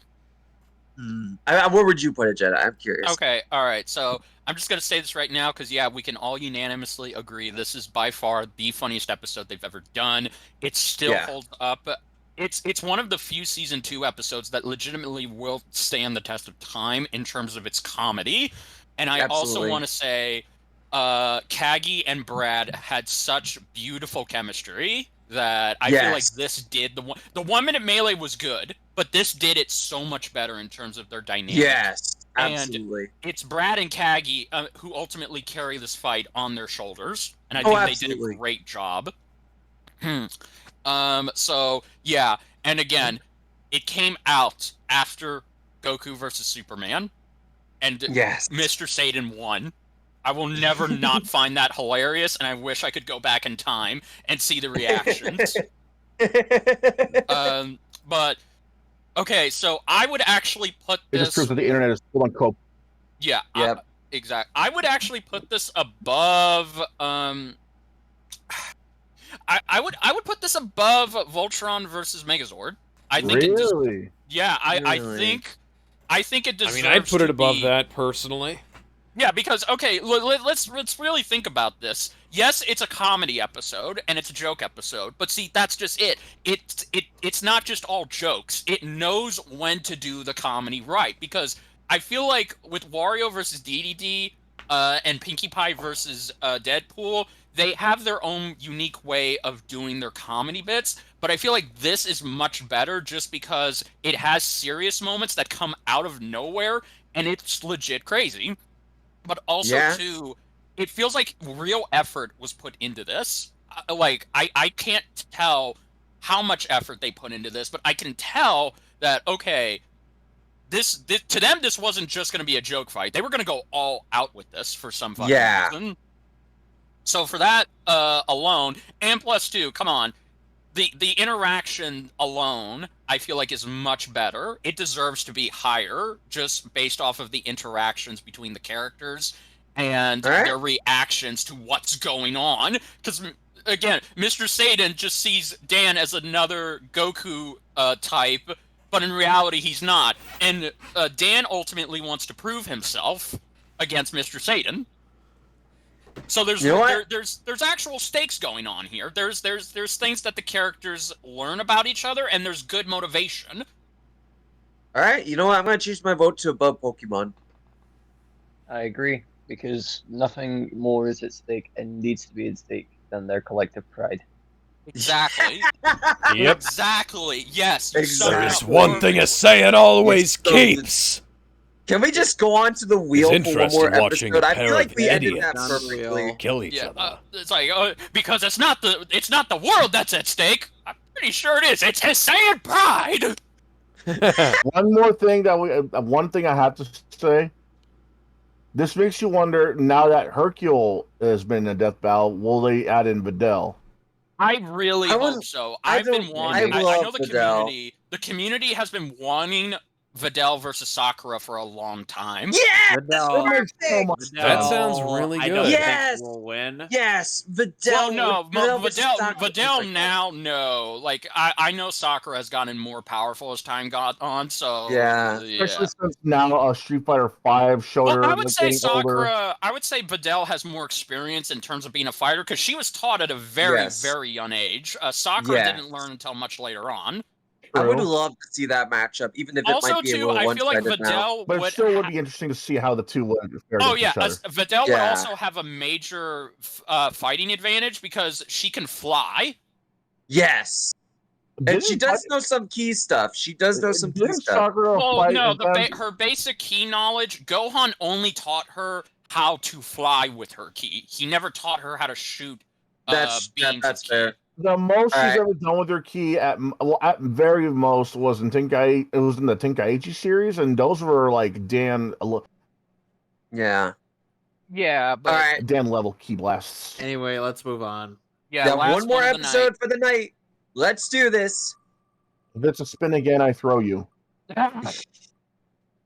Okay. All right, come here. I'll let you getting two tonight. We're going with the sequel. Yes. All right. Okay. Here's what we're gonna do. Okay, here's what we're gonna do. No. Okay. Here's what we're gonna do. This is for both, but since we're doing one more for the night, we're just gonna do the first one, review that, and then we'll continue next week with the sequel. So we're gonna do the good one and then follow it up with the shit one. Are you No, sure you're doing the shit one and then following up with the good one. No, I think I got it right the first time. No, you did not. So you actually agree with Link winning? Absolutely. Okay, you're one of the few people that I know. I mean, someone has not studied the Final Fantasy cosmology. Yeah, Link loses that fight. Yeah, hard. Link does I'm lose. sorry. Link does lose. Like, and again, bear in mind the shit one, the first one. This was made again during season 1, and Death Battle had one rule. They would use RPG characters, but they wouldn't count what's player influence. Right. That was a really dumb early rule. Yeah, I'm glad they changed it. I thought they were coming from, but it was really weird that they left that out. Yeah, I'm glad that. If it's something that can happen in the games, it can happen. Yeah, I'm glad they got rid of that rule in later seasons because that was a really and they dumb mostly rule. used Advent Children as a basis for Cloud. Why? I wonder fucking why. Even if Advent Children was used, he would still win. Yeah, no, it's. I think we have enough time to watch both. I'll talk about. We're only gonna watch the first one. I really do think we have enough time. We're only watching the first one. We're only I don't watching have the enough first time one. to watch both. I think. We only have time for one more. Now, one problem is that once you start incorporating game mechanics from Final Fantasy, you have to start incorporating game mechanics from Link. And game mechanics in The Legend of Zelda are fucking weird. I should also mention a fun fact about this episode's research. They actually were dead even for a time. Every time they... here we go. Here's the frickin' scenario rules. Let me talk about that, because I was at SGC when they talked about that. Oh, during when they were researching pound that. The entire Tifa harder, Cloud. Alex. Shut up. I'm joking. Do her like you did her in Italian Parliament, Cloud. Okay. So during their time at ScrewTech when they were doing this episode, the entire Death Battle team was involved, and they kept arguing on who would win. And whenever they came up with one result, someone would be like, "Oh, but what about this?" and be like, "Damn it!" and it would restart completely. At one point, Chad called Ben. I think it was either Chad or Ben that called each other in the middle of the night when they were sleeping, just to tell them, "Oh, this character has this."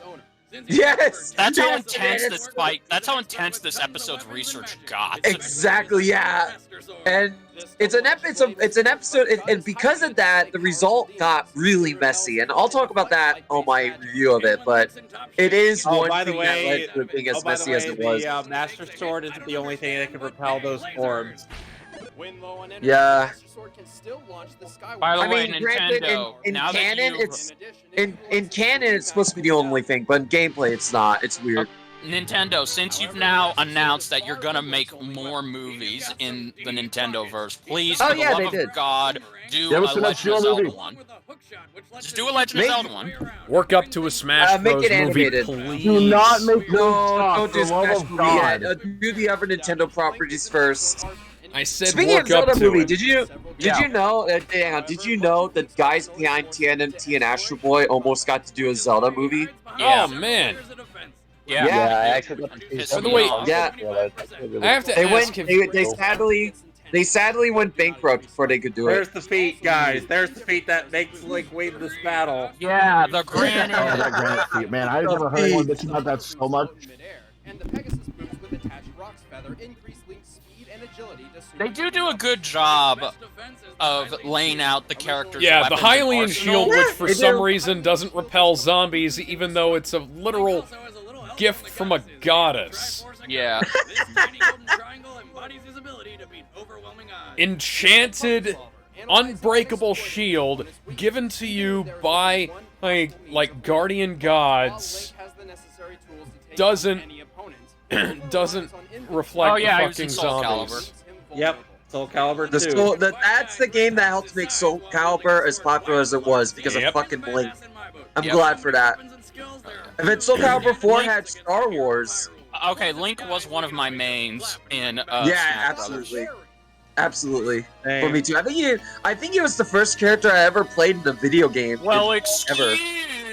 Yeah, I still main Link in Smash. iCloud. Yeah. iCloud. Can we talk about? Hang on. Can we talk about? Hang on. Can we talk about how shitty Link's new Final Smash is? Yeah. Can we talk about how? Can we talk about how? I've started adapting Kid Link. Kevin should talk. I was talking Anyway, first. the reason why Cloud's personality did a total 180 compared to how he is in the core game and in Crisis Core was due to the fact that Vincent Valentine was initially pegged to be in Kingdom Hearts 1, but they decided to go with Cloud instead in that game, and they fitted him with Vincent's personality. Oh boy. And outfit. I didn't like that they gave him personality. yeah. I just like the references to So yeah, him and that's his the reason why fucking- Cloud comes off as like this loner, a toner kind of guy. It's also at most Cloud is just disinterested. It's also why his design is more reminiscent of Vincent with the hand claw and whatnot, because Yeah, it was I originally just somewhat said that. Vincent's design. And for some reason they don't even they decide not to even give him the ultimate weapon. Also, They only here's a give fun him fact. his basic weapon. Here's the fun fact. This episode was never supposed to be in 3D. No, Never. no, Yeah, I it remember wasn't. that. Now, here's the story. So according to Ben Singer, they sent the sprites over to their animator at the time, the one that did Zelda for Speech, and he went completely silent for the entire time. And on the final day, the animation needed to be produced for the episode. The animator provided a full 3D animated episode without him even telling them that he was doing it. Making this not only the first 3D episode that Bell's ever done, it was never even supposed to be 3D to begin with. Yeah. Isn't that kind of awesome? Yeah. So, Like, imagine hiring a 2D animator to make a 2D fight, and then they go missing, and then they come back on the last day, beard and all, is like, here's a full 3D fight. Enjoy. Does anybody know what happened to that guy since he didn't make contact He with him? moved to 1 Minute Melee, I believe. Let me check. Oh, and Cloud, up until the city of NT was voiced by soap opera actor Steve Burton. That's who's awesome. well known for Let's watch the fight. There you go. There we General go. Hospital. It was a good one. It was a good first try. Yeah, no, it's good. This was actually done in Blender. I mean, we broke the 180 line like 5 times already, but you know. Oh, it's still coherent. There's some, I love the impact here. Damn. Oh, this is so good. Yeah, it's the sound effects that really do help. Okay. The thing, the only problem I have is they're not moving their heads at all. Yeah, no, Jordan, who is the 3D/2D animator of the season, he would get better with Goku versus Superman. Yeah. Yeah. Well, you can definitely tell this is the guy who did Goku versus Superman. Yeah. It's really good too. Damn. Like, it still holds up. It's got some good stuff going on. Oh. Oh no, the Master Sword. It's not like has other tools. It's not like I have. It's not like I have a better sword, literally hidden up my shirt. Speed boots. Oh wait. Oh my god. This is just go through the air. This is so hilarious. Oh my god, that's the great. camera is a little floaty.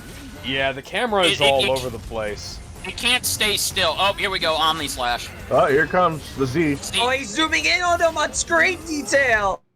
Oh! Cuts him, and this kills him. Yeah, this is a bit of an anticlimactic ending, especially considering the kind of shit Link has pulled off in the past. That walk cycle is a little iffy, but What the fuck is up with that walk cycle? I was about to say. It's like he's strutting along.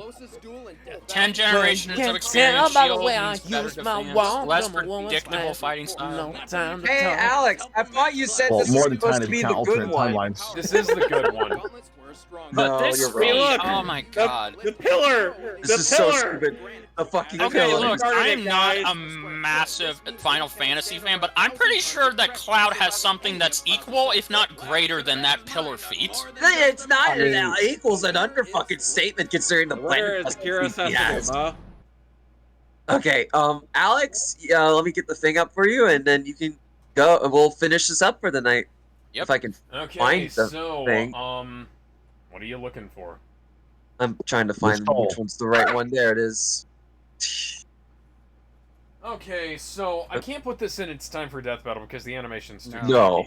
I Yeah, but it was put it good in for a a time. worthy death, and I'm trying to figure out where to put it. It has to go above Megazord versus Voltron, and I know that that death battle was jank on a fucking cracker, as well. I'm gonna put it I'm gonna put it below Amy Rose versus what's her name from Scott Pilgrim. Interesting. Where's Ramona that? Flowers? Yeah, Ramona. So it's right. Yeah, right there. Next to red versus blue. Yeah, I'm gonna put All right. it above. Yeah, I'll put it below that.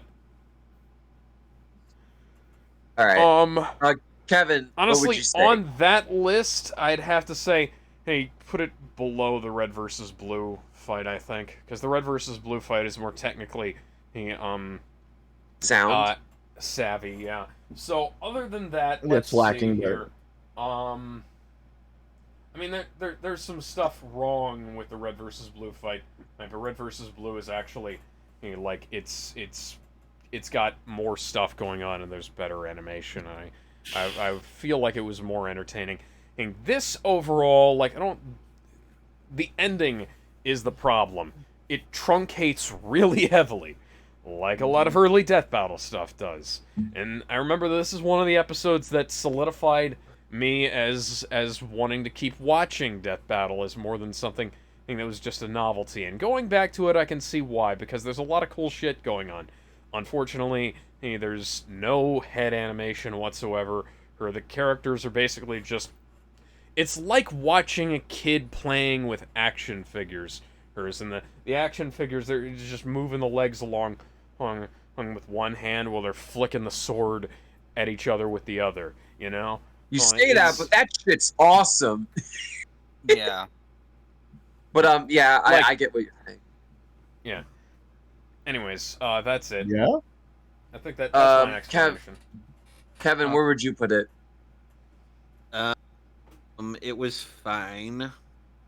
Where'd you put it? It was fine. Around the middle. Fair enough. Oh, yeah. For me, okay. I guess it's my turn. So, okay. I know it's kind of a beat in the fucking dead horse, but fucking the research is garbage. Genuinely, even you know what? You're not being the dead horse. You're outright digging up the skeleton from its grave. Yeah, exactly. I mean, okay, yeah, I was about to say even for season 1 standards, but no, this is pretty much on par for season 1 standards in terms of research. And the fucking pillar feet's so dumb. It's a funny meme, but it's really stupid here. What really keeps this episode up? What really keeps? I will admit the analysis is pretty decent for Link and shitty for Cloud. But what really helps this episode stand up compared to the others is its animation. For their first 3D animation, one that was never intended to be 3D, by the way, it's really, really entertaining. It gave me a big fat smile on my face as I was watching it. Their 2D animations from the time. No, yeah, absolutely. It's ironic that it was animated by a 2D animator that they didn't know could actually do 3D. Yeah, he just sort of did it without them knowing, and on the final hour too, and it's great. Like, at the time, this was their best animated fight, and you can see why. Yes, it does have its janky, it does have the lack of head movement. The death is kind of not great, but it was still really, really good, and it still holds up really well. With that being said, I can't really put it that high, because again, the research is garbage, the analysis is just either okay or really not good. It has a lot going against it, but I'll say this. Because of how historically significant it is to Death Battle as a whole, it does belong in pretty damn good as at default. So I would put it, for me, in my opinion, I would put it right here. I feel like that's a perfect place for it, at least for me. I don't know if anyone else agrees, but that's where I would put it personally. But yeah, that's all I have to say. Gizmo, you're up. I'd put it maybe a little higher than that. Like maybe like right above Sector versus Fulgore. It's better than it really is better than what we're getting credit for. Like this is not only like think about it like this. This is the first 3D death battle they ever had to do, and it was because they just had no choice in the matter. They had no choice in the matter. Yeah, it was already done in 3D. There was nothing they could do.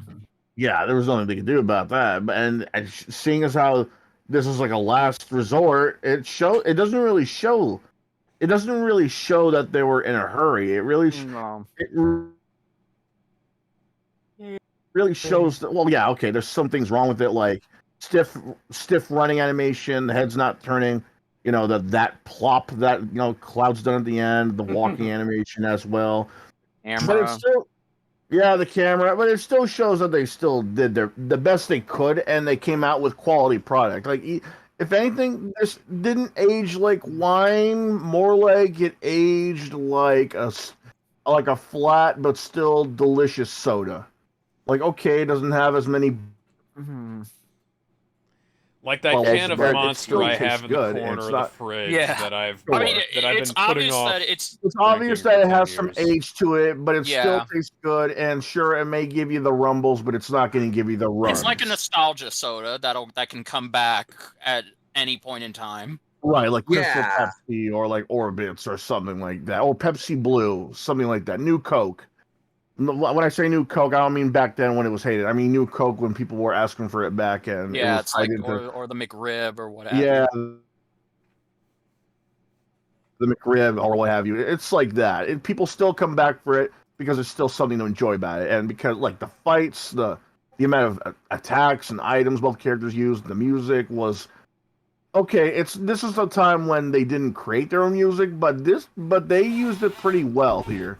They used both Link's and Cloud's music very, very well here. Like, they timed it perfectly. Every time they did a certain attack or a certain something happened. Great. Sure, some special effects look a little wonky, like I said, like the running animation. Their But timer went off. From what I can say about this, it belongs in pretty damn good above Full Gore versus Sector. It deserves some love. It deserves more love than it does hate. Yeah. Fair enough. All right, RGS, your turn. I think I would put it above Darkseid and Thanos, and I think that's a good place to put it because while it doesn't have as much technical finesse and such, it's still quite a nostalgic episode, and it is their first 3D animation. And for what it is, it's pretty decent. The issues, just a little hiccups with the research, and obviously the hiccups with the actual technical side of the whole animation, like none of the bobbing heads, the weird camera movements. It's very primitive, but it's very charming. I more compare it to cheese, where it's like some cheese is good when you age it, but some cheese is bad when you leave it to rot too much. So this is like a decent kind of mature cheese. Mm-hmm. This is some fine cheese. Is that an RGS? Honestly, you guys can probably critique all the hell. I think I'm done critiquing. I'm getting tired. All right, Jedi, you get the last word of the night. What do you have to say, good sir? I have nostalgia for this episode. It did get me introduced to Cloud. I was a pretty sizable I was a pretty sizable fan of Legend of Zelda.